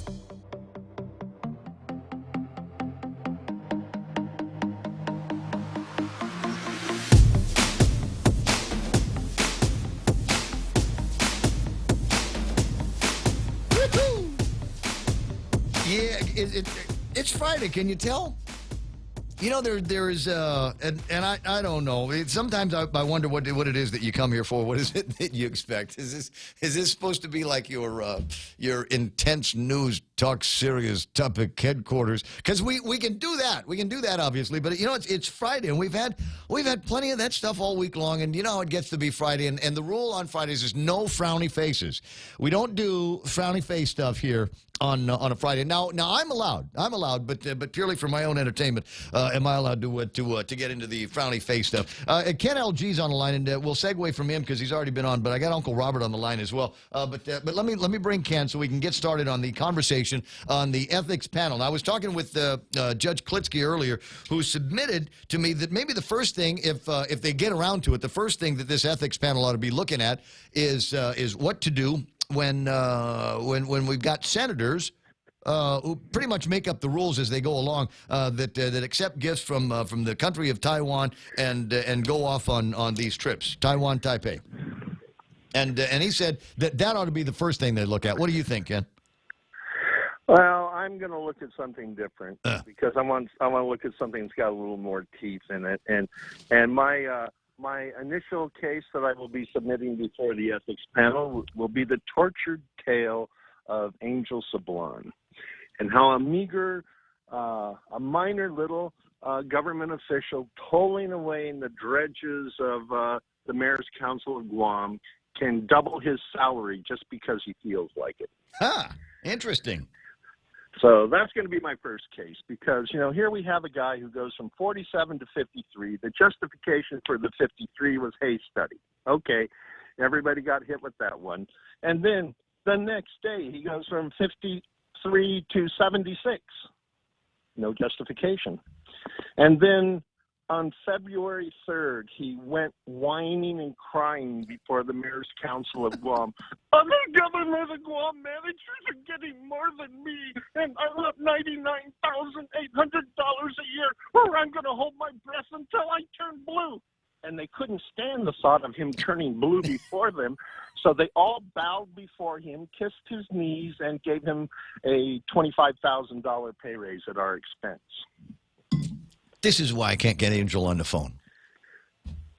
Yeah, that's probably why.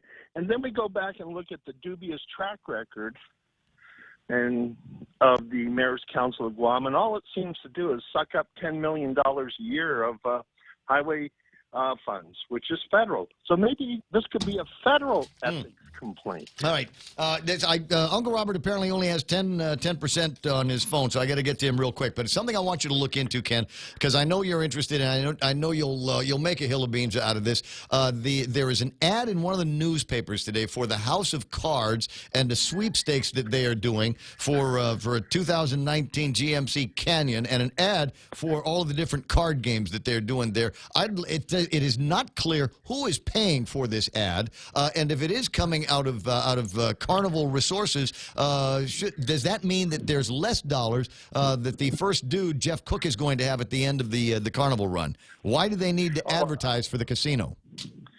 Yeah, I'll definitely look into it. After all, the casino was supposed to be such a big draw that the island of Guam would be tilting to the northwest with the weight of the population coming there after 4 o'clock. That's it? Okay. All right, so you work on that for me, all right, buddy? Will do. All right, see you soon. Have a good weekend. 888-8255-888-TALK. 8:45 in the morning, and I swear we ought to have our own music bed for this part. Ladies and gentlemen, it's time for me to spend some time with quality time with my sainted Uncle Robert Underwood, former congressman, former president of the University of Guam, and now just a retired old guy. You got nobody to talk to except Auntie Narissa and his mother's flowers, and so he needs to have some kind of editorial outlet, and that's why I provide him this on a sort of weekly basis. Hi, Unc, how you doing? I'm doing great. How are you doing? You know, not bad. A great time in the Philippines. Of course, I've never heard of anybody having a bad time in the Philippines, except the couple of hours that you got to spend at that god-awful airport they have. But right. But a good food and nice folks. Yeah, great people. I went to St. Luke's, and near as I can tell, you're stuck with me. All right. Well, that's great. Yeah. That's great. Yeah. Have I bragged enough about 40 years on the radio? Going into I'm changing that because 40 doesn't sound as good as entering his 5th decade. Okay. Yeah, it's all branding and marketing. I learned it from you.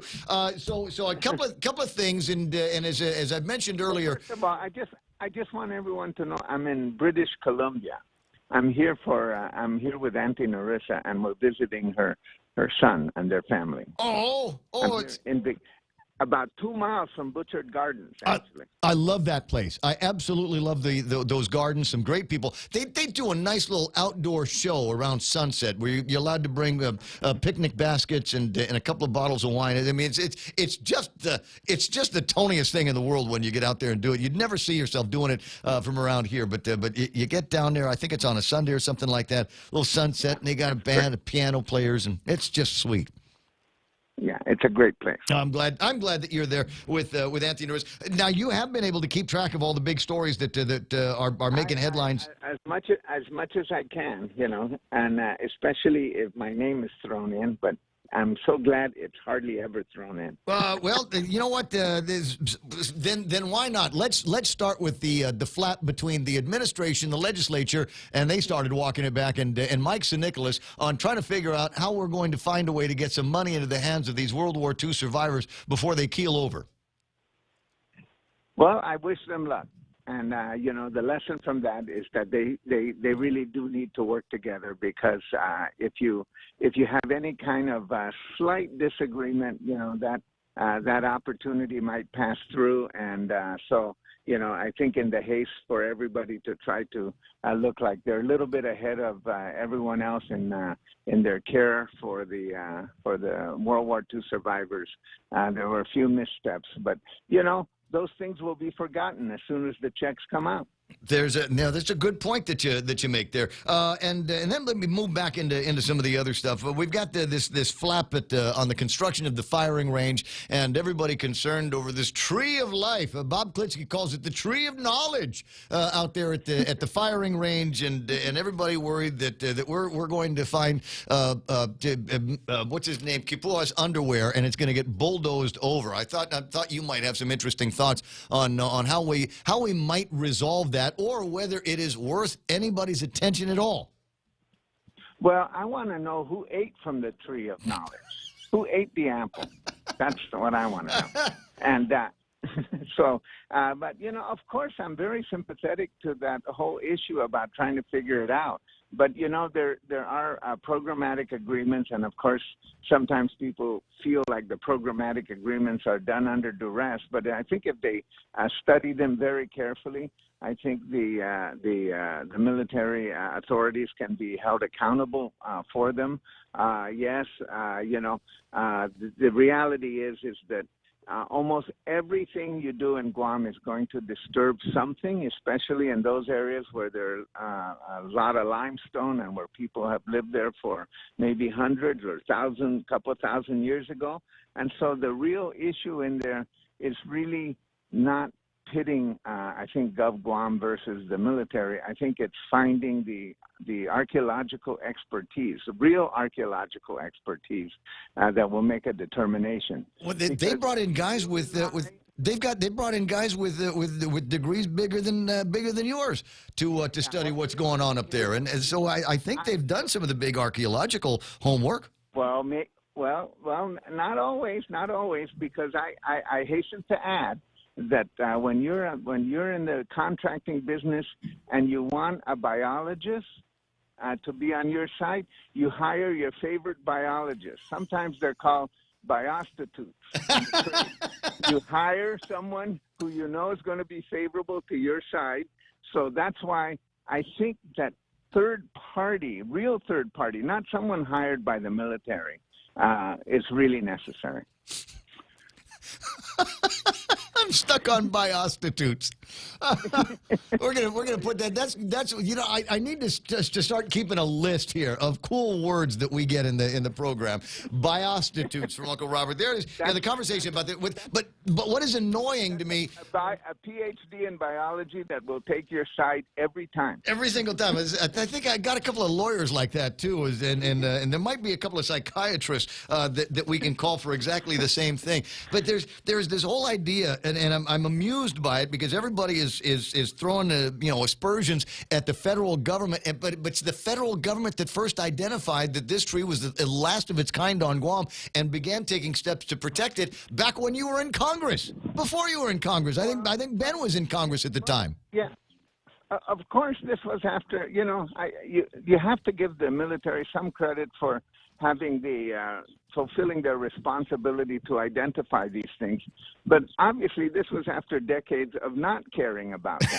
And of course, these things, this is like the, so I'm not, I want to give them some credit and give them credit where it's due. But, this was after decades of not caring about anything and just literally doing everything they can. Well, yeah, but I mean, nobody cared about nothing for decades. I mean, we're getting scolded now because we're drinking out of plastic straws and have the audacity to put helium in balloons to make our children happy. And that's that everybody can be painted with that brush for something, I think. Yes, but that's human progress. Yeah. That's, as we increase our knowledge. So I don't begrudge anybody for coming up with these things, But so I think the governor was, the governor's approach to things I find very interesting because she is fearless. She will take a position. If you ask her something, she'll take a position and tell you it. Unlike other political leaders who never tell you what they stand for. To the degree that she did the other day and said, I support the buildup because, and then we started talking about China and North Korea, which obviously, national defense is our defense and, everybody's responsibility. And so, yeah, I can see where that would be important. And then we started talking about the economic upside, and she said it ain't going to be all that great. It's just going to help out the carpetbaggers. And in my estimation, she should have just said Howleys. She said the only people going to benefit from this is the Howley company's going to come in here and take advantage of it, and they're going to leave and not leave anything for the people of Guam. And I thought that was misplaced. Well, word choice is important, but well, she didn't say Howleys though. She did carpetbaggers. But even at the end of the day, national security is something that's pretty fungible. And, I've been through dozens of national security briefings. And at each turn, of course, the briefer always has a point to make when they start the brief. It's not like that. And it's never the same brief. So, while I appreciate the fact that the briefers might have said that these were the threats, but, this was an issue about the whole Micronesian region. This is no longer an American lake. The Chinese submarines are going through it, and now you have the Russians getting nearby, and you have the Chinese carrier, and they're building other carriers. But it's not really about military to military. The whole framework is changing. So we'll have to see what kind of warfare is out there and what kind of influence is being peddled. So that's a little bit more robust briefing. But I would say that I don't know what the intent of the briefers were, but if you wait another year, the brief might change. Right. Well, she was in a room with a bunch of activists that were calling for I think the end of the military on Guam, certainly the end of construction or a halt to construction on the firing range up north. Yeah. And that's as you know, that can be a tough crowd. Well, it is a tough crowd, and it should be, and people should face up to tough crowds, and that's part of the responsibility of leadership. So it's to the extent that she did, I congratulate her. Her conclusions are, of course, her own, and the I don't know. The activist term, of course, is already a little bit worn out. That was used on me back in the 70s. Can we think of another term? Let's think of another term. Not something like biostitute. Let's think of some other term. Troublemakers. I don't know. I don't know, because people want people, and maybe it's because of people like you in the 70s that were activists that people kind of want to be defined that way. I want to be the one that is the devil's advocate at the town hall meetings. I want to be the one that makes people uncomfortable with my questions. Well, you know, that's what if people ask me to describe myself, I always say I try to raise as much hell as I can legally. Exactly. Hey, listen, I know that I don't mean to interrupt your vacay time with Anthony Narissa, so I'm going to let you run. I appreciate your time and your thoughts on these complex issues. And again, part of it is to give. They are. Yeah, is to give Uncle Robert some kind of editorial outlet, somebody to talk to besides Anthony Narissa and the grandkids, but also to help guide my thoughts and my reactions to these sometimes complex issues. I mean, that's what having Uncle Robert's good for.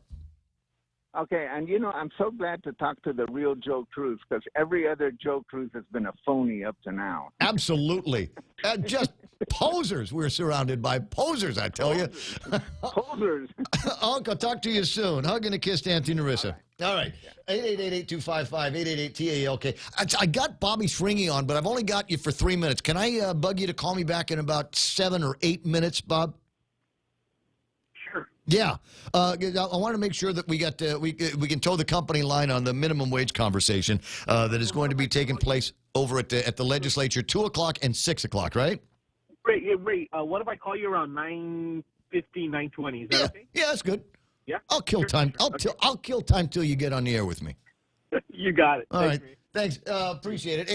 888-8255. You want to kill some time between now and the top of the hour. Otherwise, that's fine. So where do we get to go between now and 10 o'clock? So we got Bobby lined up for the next hour of the program. I still have not played the video. We were talking with Uncle Robert about the construction and the firing range and all of the concerns for artifacts, cultural artifacts, historical preservation, and all of that. Little known fact, and I only found out about it a day or two ago, is that the folks over at the media office have actually put together a primer for exactly that.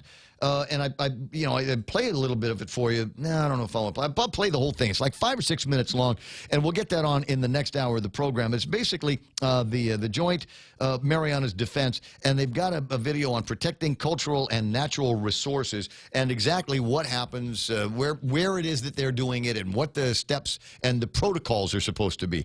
And the question that I have, because this seems to have been out for a while, it is. I want to say it's been out since May, and that about predates all of the bedwetting that has been going on over at the legislature on this conversation. And I'm going, well, why didn't they tell anybody they had it? Is the question? Hey, we've got a video, Senator. Have you seen this video? Before you get all nuts and resolution righty, why don't you take a look at this and see what it is that we are doing to protect the resources out there. 9 o'clock in the morning, and the radio station is KUSG. Got you. My name is Ray Gibson. Fox News Live is coming up next in moments, and then on the other side of that, like I said, Bobby Schringy, and play some videos for you. Maybe if you get completely bored with the video that I'm going to play from the defense guys, we'll play that video of the Hawaiian dudes dancing again. And this time we'll include all of the music so you can just watch the thing on the screen. Hey, I'm going to take a break here, freshen up the coffee, and figure out how I'm going to kill another hour with you on 93.3, the point where KUSG got you.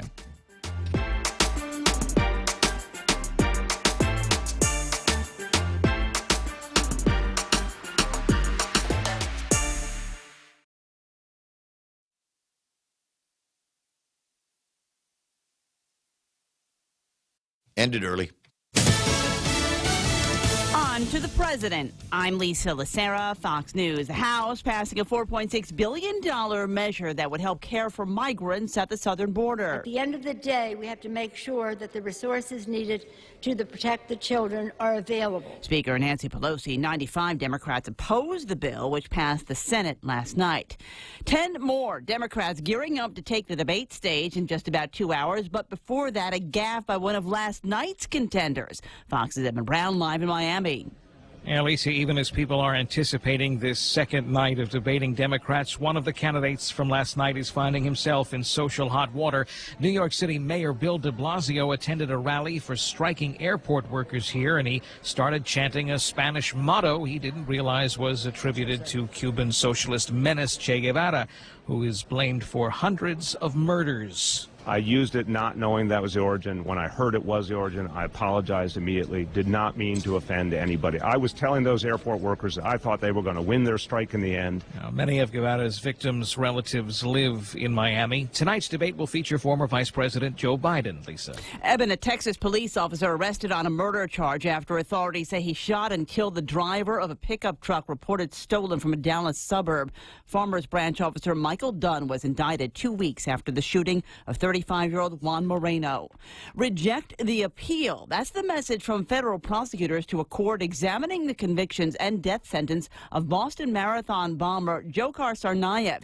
His lawyers say he didn't get a fair trial because of the heavy publicity surrounding the case and widespread impact of the attack on the city of Boston. Tsarnaev, who's now 25, was convicted in 2015 of all 30 charges against him, including conspiracy and use of a weapon of mass destruction. This is Fox News.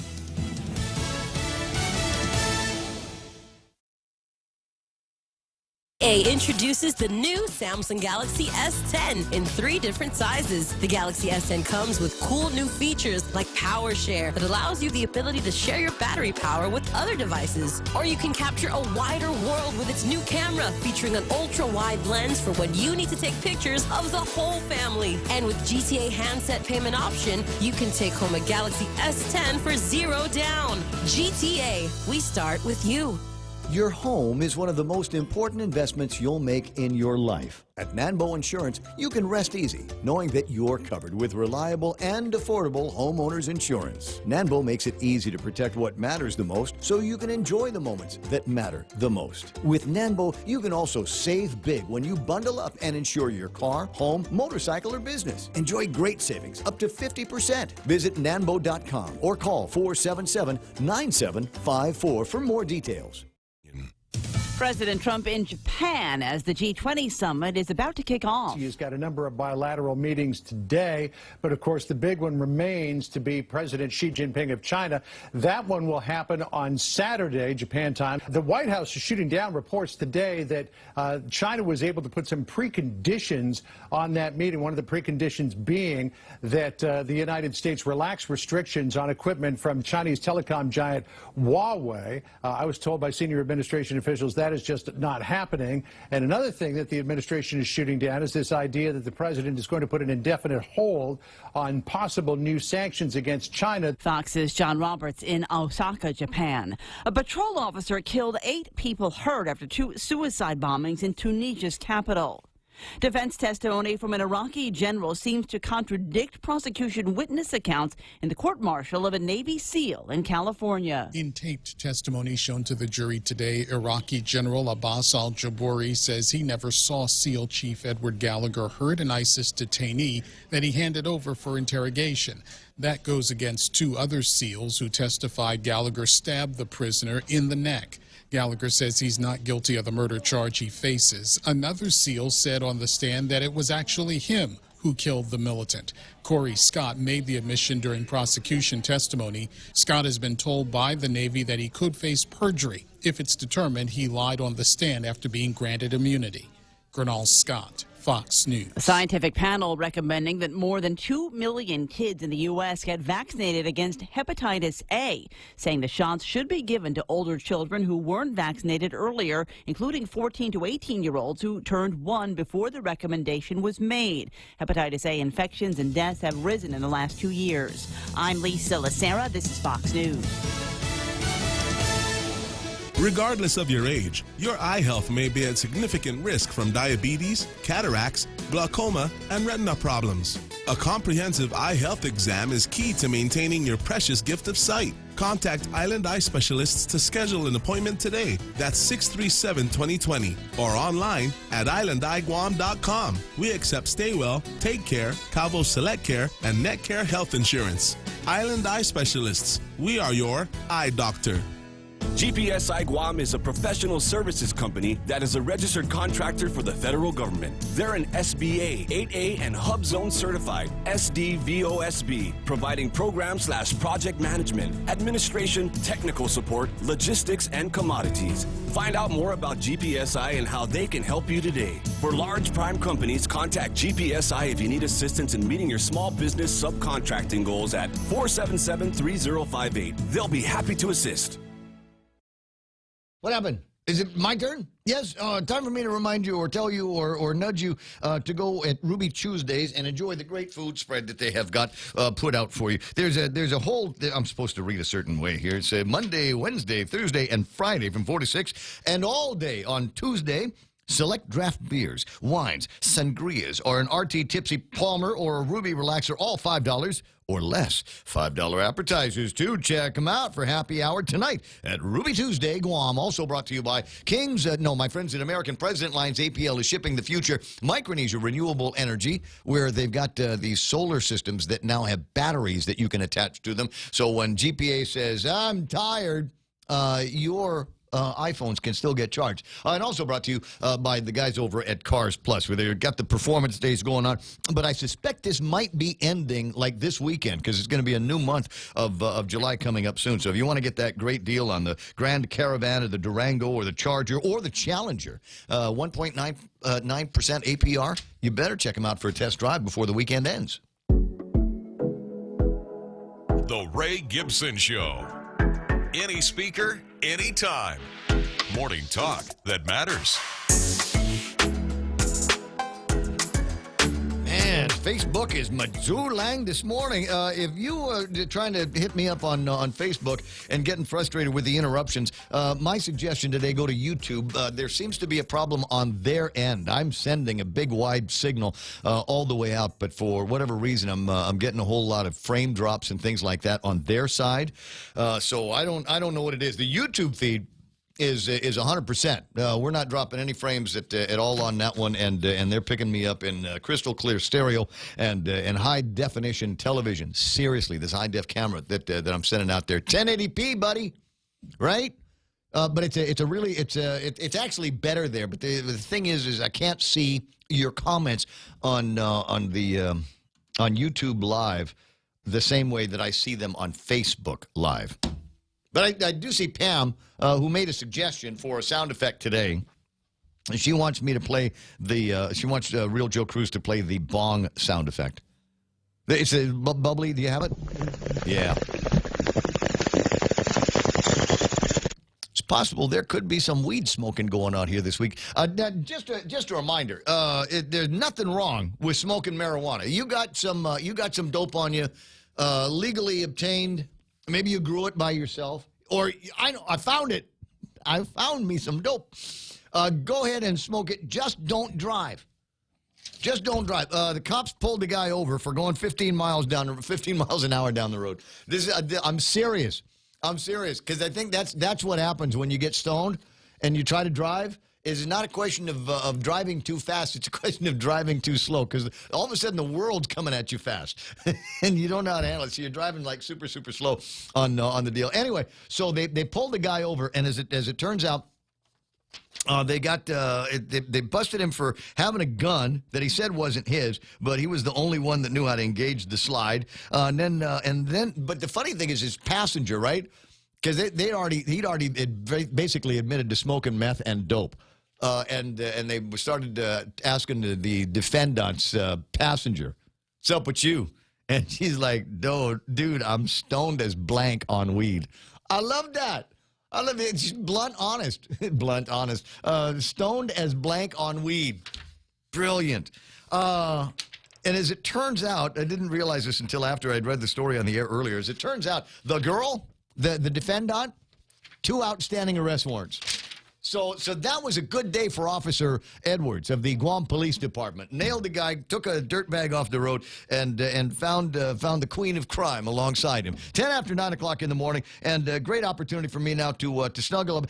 Now, they made a big deal about the guy getting the new job as a shippo for the programmatic agreement and the office and everything like that. But they left out all kinds of stuff that applies to my buddy Patrick Lujan. Good morning, Brother Pat.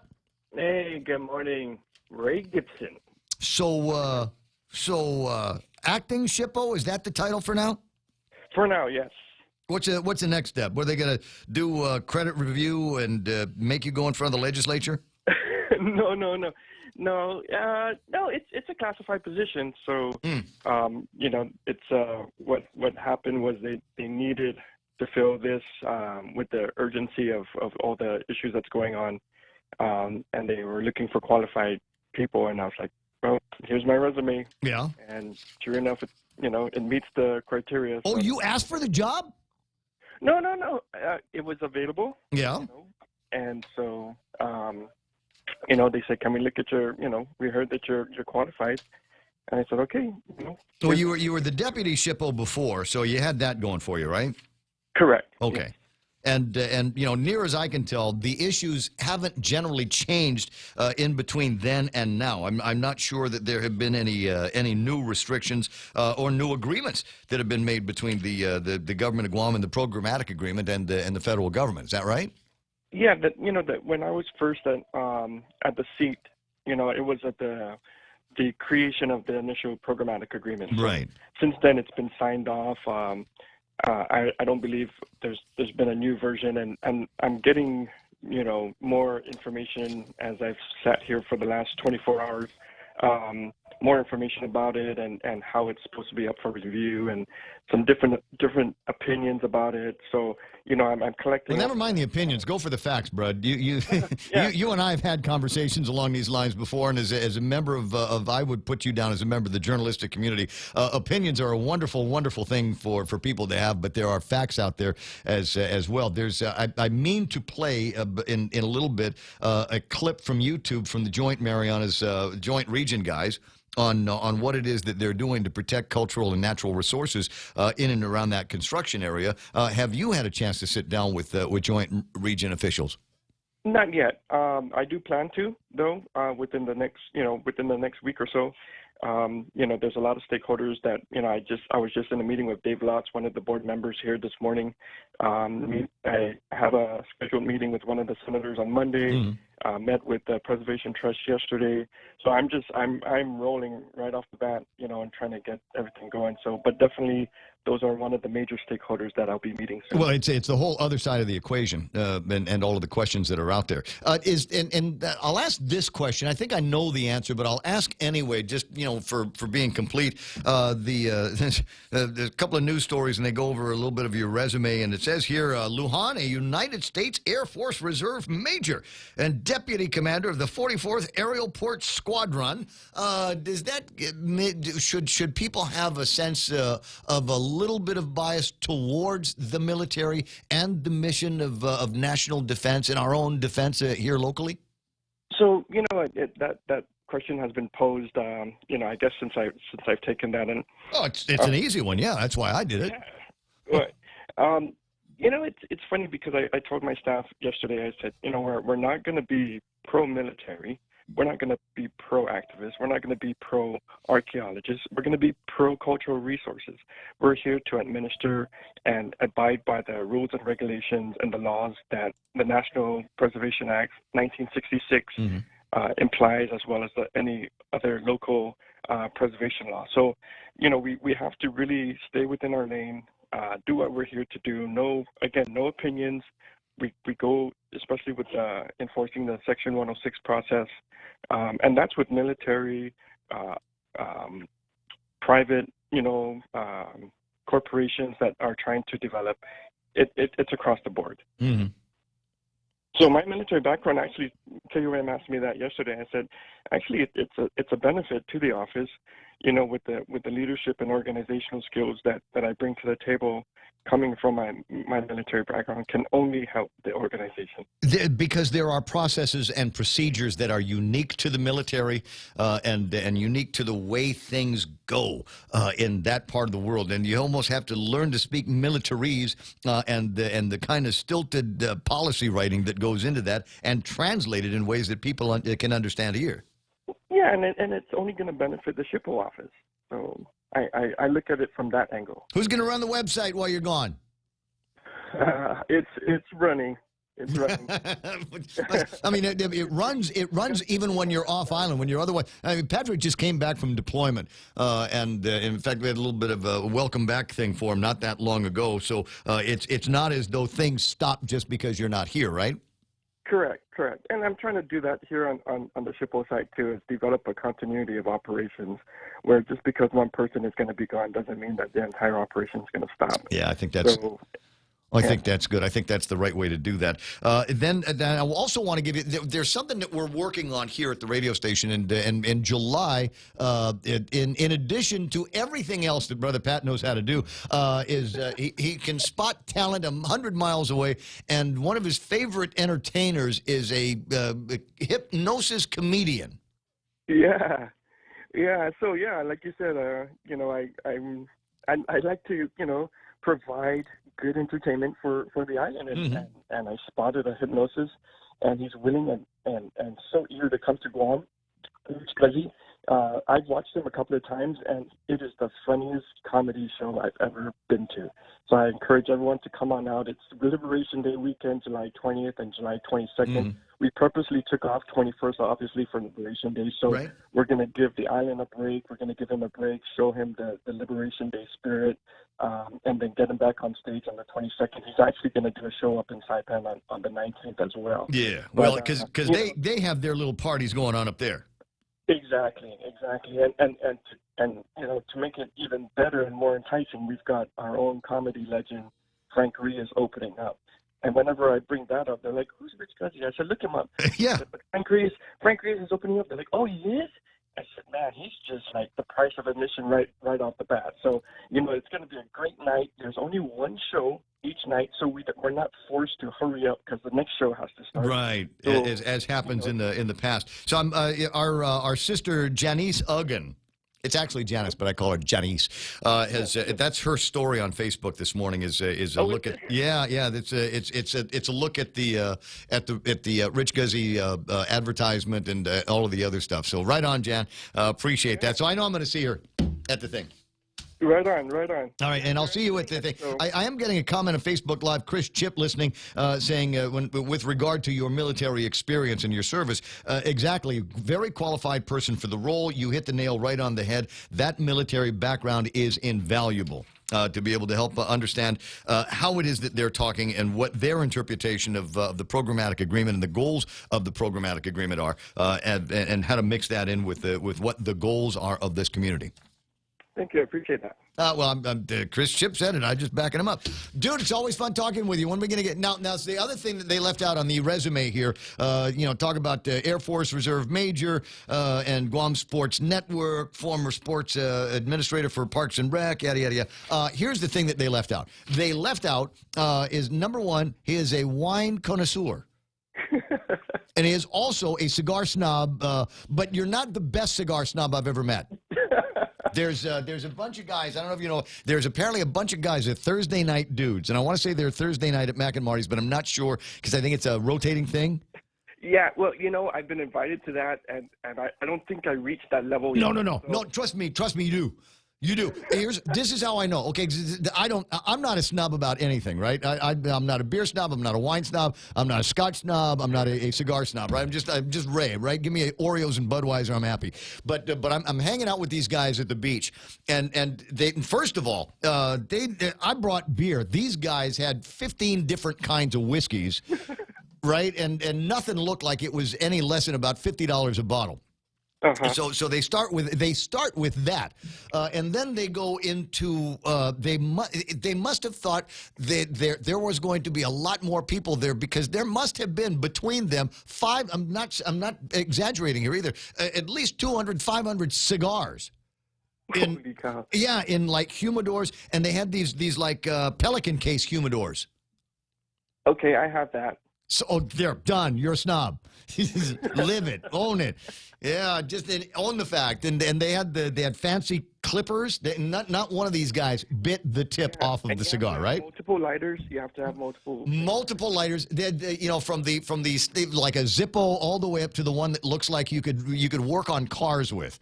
Yes, torches. Yes. Yeah, the torches. So trust me, you would fit in with these Thursday guys. Yeah, I probably would.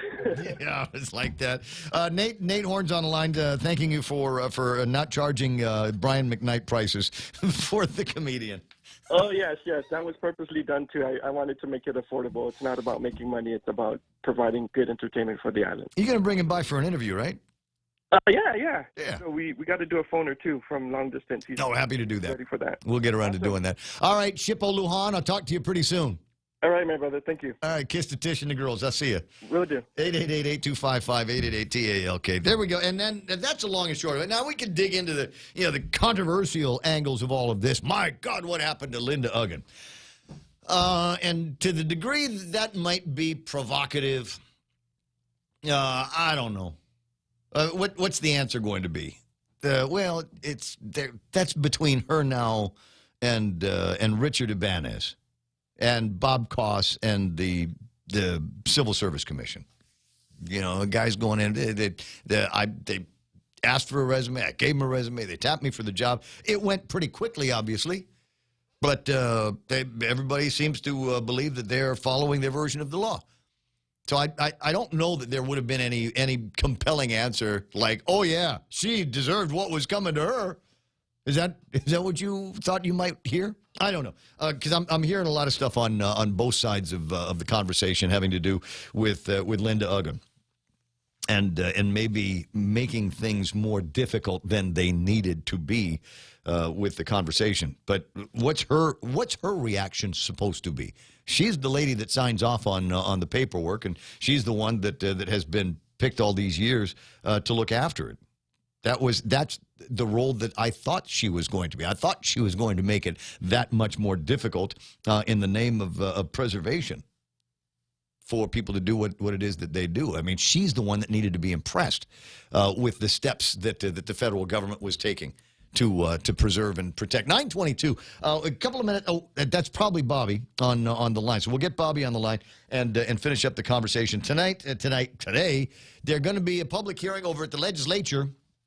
And today, the big deal here is going to be minimum wage. And so we're going to go through, and I'll say it this way, because in my mind, it is what it is.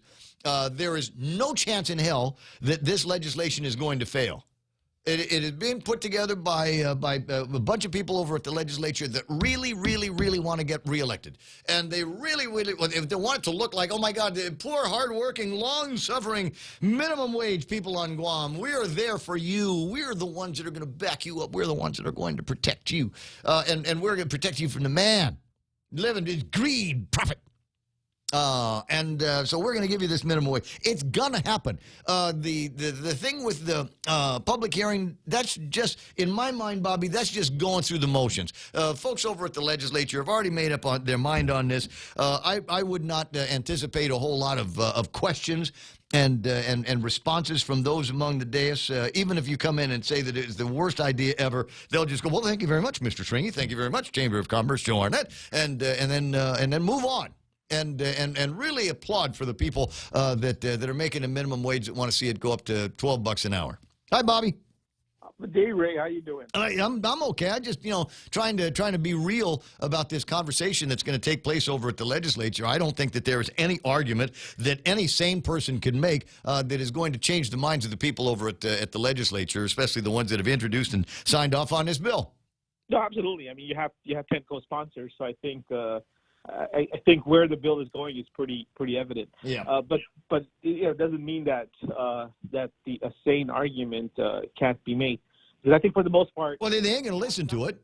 Yeah. See, my take is, and the chamber obviously has a position on this, is that okay? Sure, no one's really going to argue the amount or the proposal itself in terms of saying 50 cents in 2020 and 2021. The bigger argument here is. Wow, all we've heard and seen in the last year or so are tax increases, proposals to raise fees. Not many people would realize, but when you actually arbitrarily increase the minimum wage, you're basically adding more expenditure. You're mandating more expenditures to an operation. And when a predominant number of our businesses on Guam are small businesses, that takes a toll because it's about, $2,080 per employee where you're arbitrarily increasing their wages. Plus, you have to also remember, if you're taking someone from 825 to 875 or 875 to 925, Ray just gave his entry-level employee who just started a couple of maybe 6 months ago a recent raise, took them to the $8.75, $9 level. What happens next? I mean, there's that trickling effect. But I think the bigger picture in all of this is the argument on the wages is really it's there, but it's not as big as where do we go from here? You got BPT increases, liquid fuel tax increases. I know there's a conversation on sales tax increases. We're not seeing the government do its fair share of, hey, let's start cutting down expenditures, because maybe if we start cutting down expenditures, we may be able to go back to some of these recent tax increases and start taking them backwards. And then there's that other factor. Well, that in my mind, Bobby, is the sane argument that needs to get made. The reason why they're increasing the minimum wage on Guam is because of a recent increase in the cost of living and the cost of goods and services. And my response is the prices all went up because of you jerks. Exactly. You're the ones that voted in favor of the tax increases and the liquid fuels tax increase and the or more tax increase, and that's why the prices for everything has gone. Did you not see it when you increased the taxes? Did you not understand that was going to happen? I told you it was going to happen, and it did. And now in response to those increases, you're going to go and make prices go up for everybody else. And so I'm with you. The correct answer in my mind is roll back the BPT, take it to 3. Roll back the BPT, take it to 3. We'll decrease the liquid fuels tax. And take that back down to 11 if you want to. But I tell you what, here's another secret, guys. If you take it down to by 12 cents, if you take it down to a dime for a liquid fuels tax, gasoline will be take it down the full 11 cents to 9 cents. Correct. I'm trying to figure out what the number is I wanted to get to. If you eliminate it completely, gasoline on Guam will be under $4 a gallon. Wow. See, there you go. It's a good start. Right? And then they're going, but the government will get less money, and that's not the answer. In my mind, the answer is there will be so much additional money floating around and additional purchases floating around that they will spend that money that they're not paying in BPTs on the additional taxes and the liquid fuels tax. They'll pay for dinners on that. They'll do some shopping over at Home Depot and at Benson and at Macy's with that money. It's that disposable income. It will come back to the government of Guam. There are folks that are saying, well, you have these Trump tax cuts and the benefactors were these big businesses. Well, there were folks that probably saw a savings of $30, $40, $50, $100 a pay period. Where do you think those monies are going? That's additional disposable income. Now I got that extra dinner out with the spouse and kids, that I didn't have previously, and it's a trickling effect, and these are the little things. Is it the ultimate solution? Absolutely not. But we have to start, thinking this or more. I'm glad you brought that up. Mm-hmm. A lot of people thought, well, by increasing the property, the improvement, the property tax and the improvements of those properties over $1 million is basically a move against the wealthy. Well, here's the reality. A good number of these entities that were impacted, we had a list that we were looking at, are commercial entities where a lot of small businesses, by the way, house themselves, they pay rent, or government entities such as the ITC building, or you also have condominiums and units where people are residing. So what people don't realize is that if Ray had his, if your station, the Ray Gibson Show was housed in such a facility, that cost is going to come back to you. I ain't paying for it. My advertisers will pay for it, and their customers are going to pay for it. It's simple economics. But as I said, what do you expect out of a body of people, many of whom, I'm sure the majority of whom, have never run a business? It's going to be a knee-jerk, emotional situation. I mean, it typically is, right? You basically go in, you talk about the cost of it, but no one. It's a feel-good, easy response to say, okay, sure, let's just raise the minimum wage. Sure. But where do you go from here? Let's do it. Let's do it the easy way, because it's just so we can make it easier for you. Let's do it the dumbest way possible so we can make things easy for you. Yeah, we're back in the same conversation. In 3 years, we're back to the same conversation. That's what's going to happen. I mean, we were here, in 2014? and then the discussion came across in 2017 when Speaker Cruz was at the time was proposing it, and it was the same argument then. So what happened in between 2017 to now?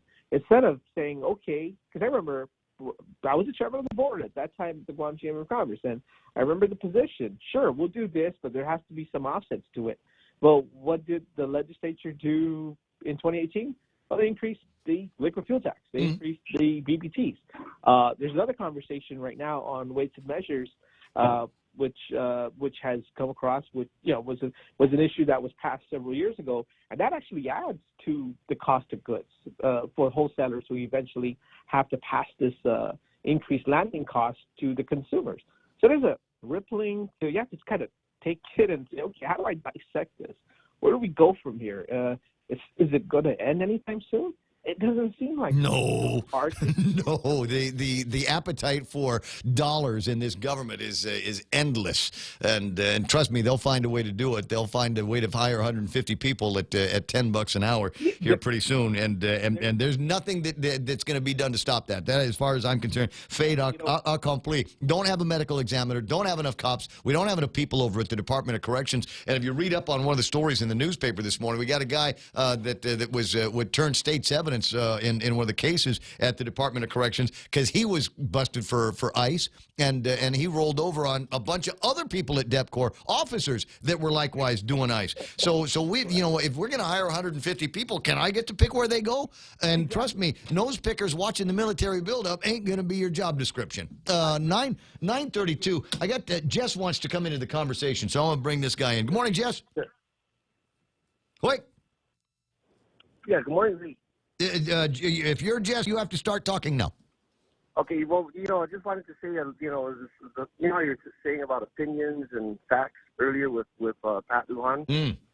Yeah, I think you guys got to look at a lot of, there's a lot of facts out there about taxes and the increase and running a business and everything like that. I mean, there's a whole bunch of misconceptions around all that, but definitely the cost of living on Guam, I think, has a lot to do with people's basically affording rent. I don't think it's so much the cost of the goods, because those are just very slight. But when people can't afford rent, I mean, that just makes it pretty hard to live on Guam. I mean, where are you going to live if you don't have a Absolutely agree. Well, yeah, and the legislature, the same legislature that wants to bail you out and save you, to bring you salvation, Jess, is the same legislature that increased the cost of that apartment building where you and your friends or your family might be living, so that there are increased taxes on that apartment building that they have no choice but to pass along to the tenants. Right, but that's what I mean. It's like, why even do taxes then if people are just going to say, okay, I mean, if I'm a business, I'm just going to pass that on to the consumer. So exactly. Yes, because that's the way the world works. Business, so why tax businesses at all then? Maybe the BPT should be zero, If that's there are conversations on yeah. No, there are conversations. Yeah, no, there are. Good point. There are conversations on, and I know this occurred years prior, about eventually converting the BPT to a sales tax as an example. It's a conversation that has to be on the table. I actually had a conversation with someone yesterday who asked, "What's wrong with this proposal on the sales tax or this online sales tax?" And my response was very simple, and I'm sure Ray might kind of agree with me. Theoretically speaking, we all agree. There should be some sort of a compensation coming in from, online business activity, since it levels the playing field with local businesses. But here's the problem: we can't be talking about new taxes when the consumer confidence in the government spending is just not on to par. Ray just said, if there's 150 folks, he would like to dictate where they're going to be going. 150 new hires, he would like to dictate where they're going to be hired. Here's the reality. We both want more police officers. We both agree that there has to be more custom officers. But we both know that even with the new 4% online sales tax that's being discussed, that's probably going somewhere else. And that's the concern, that consumer confidence. Until the government can show diligence in reducing some of these expenditures, then I don't think tax increases need to be on the table.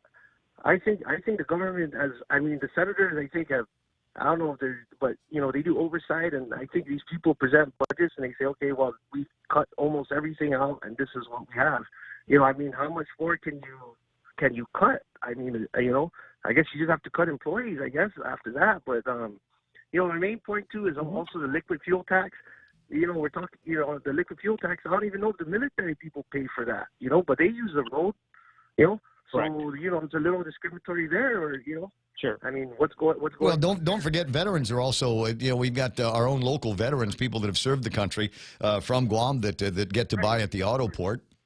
They get to buy at the low prices as well. So it's not it's not like only military and importees are the only ones that might be driving on the roadways for nothing. But another point is made that much of the construction that you have seen here, including the construction at Marine Corps Drive and Route 3, there's been all kinds of other reconstruction that has taken place. That's all paid for by Uncle Fed.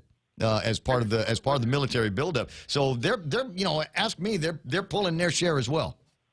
But the thing is, too, the Trump tax cuts is 14. It went down 14 points. So in a sense, I don't know how that works, but it seems that businesses are paying zero, because if it went down 14 points, then that just raises the 4% BPT, because now you're left with 10 on your corporate income tax, and then small businesses got a huge tax from the Trump tax cut. So I don't know, you know what I mean? I guess these businesses probably just aren't making that much money, or they're not being as competitive as they should be. I don't know. I don't know what happened with all of the Trump tax cuts and how the different businesses utilize that. In many cases, in some cases, they passed that along to their employees. In some places, they made additional purchases for goods and equipment to modernize their businesses. And Warren Buffett even said that the corporate income tax has no. It doesn't affect his company's ability to be competitive. And that's, I think, the attitude that most businesses should have is, hey, let's go out there and compete, and we already know the and if it's not a profitable business, then hey, well, that's good for Warren Buffett's company, but it doesn't apply to mine. I know, but I'm just saying, just the logic behind it. But anyway, I just wanted to chat on that, and thanks for taking my call. No, I love hearing from you. Keep it up. It's the last thing I need is a program where everybody's agreeing with me, right, Bobby? Exactly. So there we are. There's one other point I wanted to make, and that is with the fingers crossed, going in knowing that the legislature has already given into the idea of kissing the butts of all of the minimum wage employees on Guam. Let's go in with the idea that let's find a way to split it up so that for some employees in positions where you might want to have somebody that's got some decent skills, been around for a while, and can earn that minimum wage for that job, okay, we'll give it to them. But if you're under 18, if you don't know anything about anything and are just learning to learn how to work, do we have to give you $10 an hour to scrub toilets? There has been, and I'm going to go back to that conversation earlier that we had in 2017 when Speaker Cruz was raising this issue, was the establishment of a juvenile wage, which is it's very common nationally.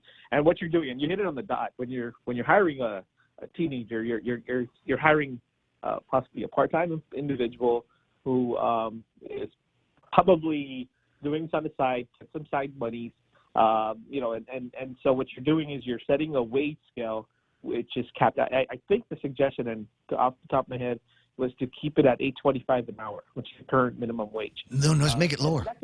No, let's make it lower. I'm serious. Low wage, low expectations. You get the worst job in the building, and we're not going to pay you a whole lot because I don't want. Here's this, and this becomes a problem if you follow my logic. You get a 16, 17-year-old who's never really had any more than a few dollars allowance that his parents gave him, and all of a sudden the kid is making $2,000. $20,000 a year flipping burgers. making around $9-10 an hour, right?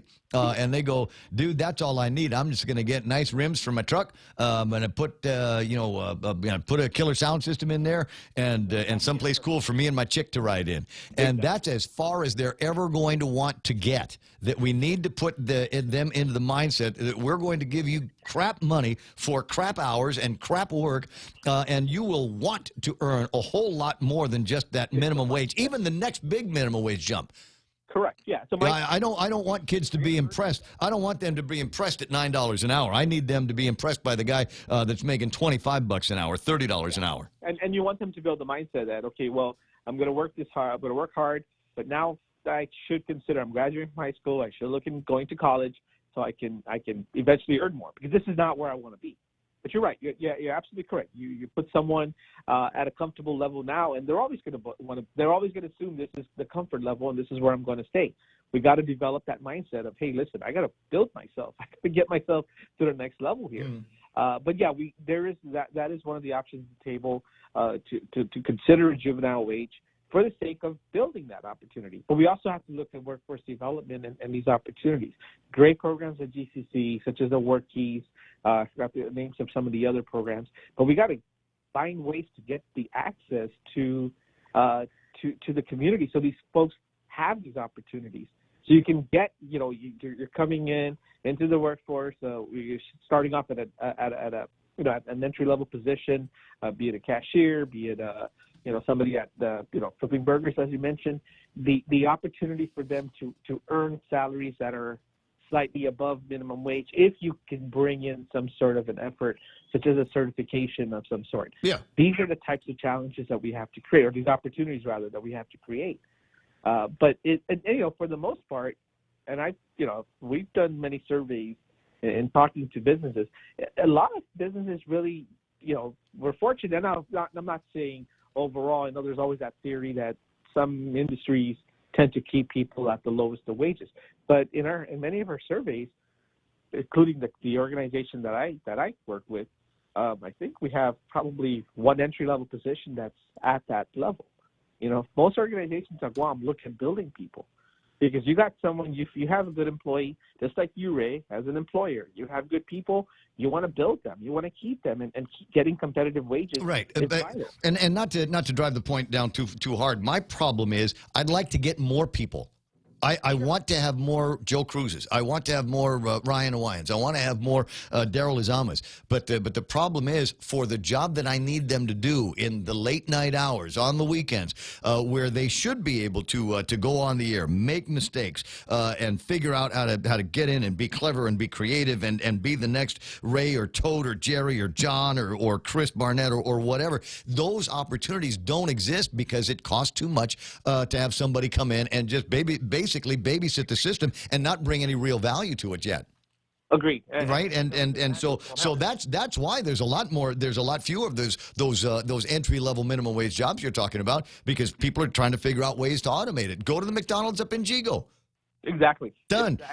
And so there's, unless you want to get more of those kiosks where you do it yourself, then that's what we've got to figure out a way to head off that conversation. And unfortunately, you can't do it when you've got touchy-feely, reactive legislators. I gotta run. I gotta finish up the break. So today, 2:00 in the afternoon, you're either see it that way or you don't. And so get to the legislature and make your voice heard. 2:00 in the afternoon, and then again at 6. You got it. All right, buddy. I'll see you soon. And if you're going to be sitting on the same side of the table with Shringy and I, then do me a favor. Also bring up Bill number 9, which would help repeal those the idiotic taxes from last year. 9:44 is iConnect time. Go by iConnect and ask them about the great rates and specials and plans that they've got. Help you save some money on internet and mobile plans. We know too well the inconvenience of not having power after a storm. You worry about food in the freezer going bad. Nights get hot. It's hard finding comfort when going to sleep. These are realities. But with solar and battery storage from Micronesia Renewable Energy, these realities can be a thing of the past. The solar works during the day and the batteries power your home at night. Call 632-2613 to see how solar plus battery storage can make life a little more convenient. MRE, the smarter choice. is a nice little conversation on Facebook Live going on between Amanda and Chris. You can always join in the conversation. I just wish the Facebook feed was better today. We're sending out a sweet feed to the internet, but for whatever reason, Facebook is having a hard time swallowing it all at the same time. YouTube Live not having so much of a problem. You're welcome to watch the program and interact there. I am checking the Facebook Live responses to see what people are saying. How that's how it usually starts at the bottom, and you work your way up. But you start off a 16-year-old with $10 an hour wages, and pretty soon they'll think that's as far as they ever need to get. And we want our kids wanting more, working towards more.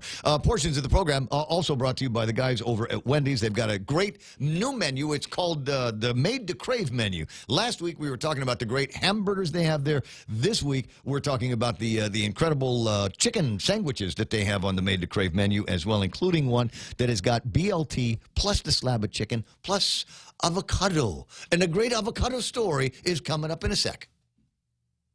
Have you ever made a big mistake in your job or career, or with investing, for example? I mean, a really big mistake. How much was that mistake worth? I'm Jerry Roberts, and at 7:20 a.m. on The Ray Gibson Show, we'll pursue big mistakes and their price tags. You can find daily transcripts of The Extra Point at GuamTraining.com. Tune in every weekday morning at 7:20 for The Extra Point with Jerry Roberts, brought to you by Guahan Insurance Services and First Hawaiian Bank on 93.3 The Point. Business travel just got easier. Take your data plan with you for only $10 a day to all 17 Data2Go destinations. Never worry about additional data roaming charges when you go where your business needs you. The US, China, Thailand, and so much more. Have the assurance you need to check emails, surf the web, and stay connected. Call 688-2677 today to make sure your account is Data2Go ready. Docomo Pacific. Better together. Family Finance has been serving the people of Guam since 1959, and they'll continue to be there for you in the years to come. Whether you're looking to get a personal loan for that summer vacation or paying off those long overdue bills, Family Finance has got you covered. Apply for a personal loan from $1,000 up to $3,600 by calling Family Finance in Agutya at 475-4545, Upper Tumon at 647-5626, or in Dededo, 633-4473. Family Finance, serving the people of Guam since 1959. Come on now, babies. Where's this story? I thought I had an avocado story. It's basically about a woman in, I think it's a woman in Israel, who painted an avocado to look like a hand grenade and robbed banks with it. Right? Imagination, sometimes that's all it takes. On the other hand, maybe I shouldn't mention that. Maybe I should, in this crime wave town that we've got, and with all the crystal methamphetamine monkeys that are running around causing trouble with machetes and handguns, maybe I should not have that conversation on the radio about painting avocados to look like hand grenades. Personally, if it was me, if I was going to paint an avocado, I'd paint it to look like body parts. Then I'm not going to tell you which ones. I'll let you use your fertile, frisky Friday imagination for that. 9:48 in the morning, 888-8255. I do want to play that video I was telling you about from Joint Region. So, Carl, I'm going to ask you to keep it short. Okay, Ray, I just wanted to call in about minimum wages. You know, back when I was a teenager, I started at $2.35. I've been to college. I got a college degree. I used not even 1% of what I learned in college in my career.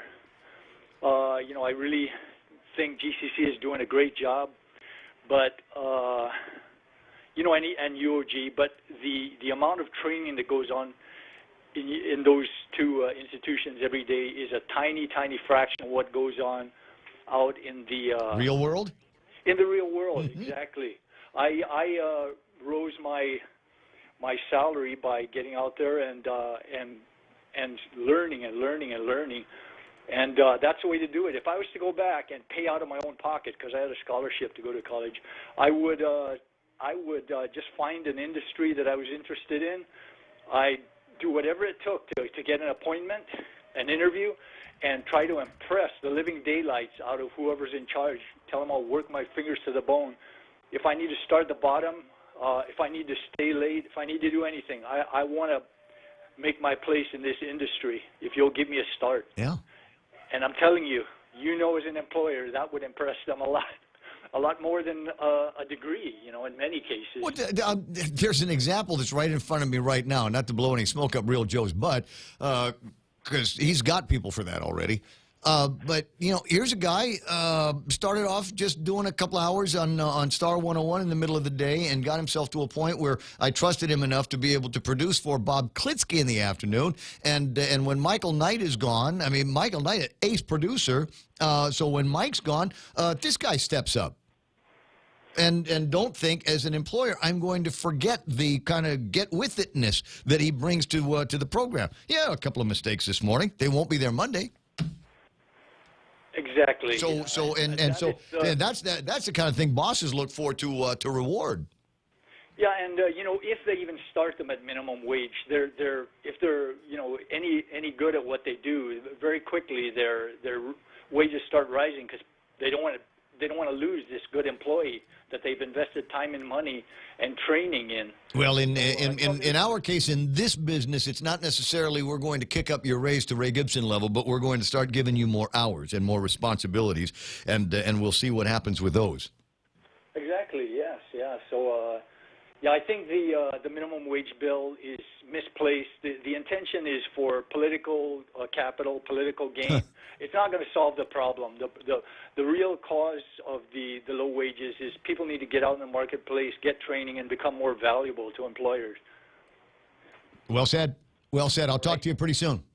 Okay, Ray. Have a good weekend, Carl, and look forward to seeing more of your posts on Facebook. Follow him on Facebook. Maybe you can explain something to me. I don't understand. I didn't get the memo on this. What is a top fan? I don't. You get awarded. It sounds like it sounds like it's something that where it should be self-explanatory. But like Chris Chip here is listed as a top fan. It's an award, an accolade for your constant posting or liking on a certain page. Yeah, I've been awarded many times, but I haven't accepted the awards. Do you have to accept it? Yeah, it'll ask you if you want to accept it, and then every time you post after that, it'll identify you as a top fan of that particular page, like Guam Daily Post or any other. But I know Chris, but I never asked him for a top fan. Is this something automatic? It's generated, yeah. Okay. It's automatically generated. Huh. Okay. All right. Because I've seen it there, and I've seen it in a couple of places. But I post a lot of stuff. I think it has to do with frequency. I feel like I'm left out of something. Somebody knows you. White privilege doesn't affect everybody the same way. 9:52 in the morning. I want to play this, so I'm going to, and it's the way I'm going to leave you with this program. With what's the word I'm looking for? I want to say I'm playing it now because I've been promising that I was going to play it. I'm not playing it because I've run out of things to say. That's like since I've started doing talk radio, I've always felt like if I play something that's not me talking or somebody on the phone or whatever, it's because I've run out of stuff to say and I've given up, and this is how I'm going to kill 7 minutes. It isn't. It is something I've been promising to play, protecting cultural and natural resources, and this is a piece for video put together by the military on how they are taking care of artifacts and cultural resources at the construction zone.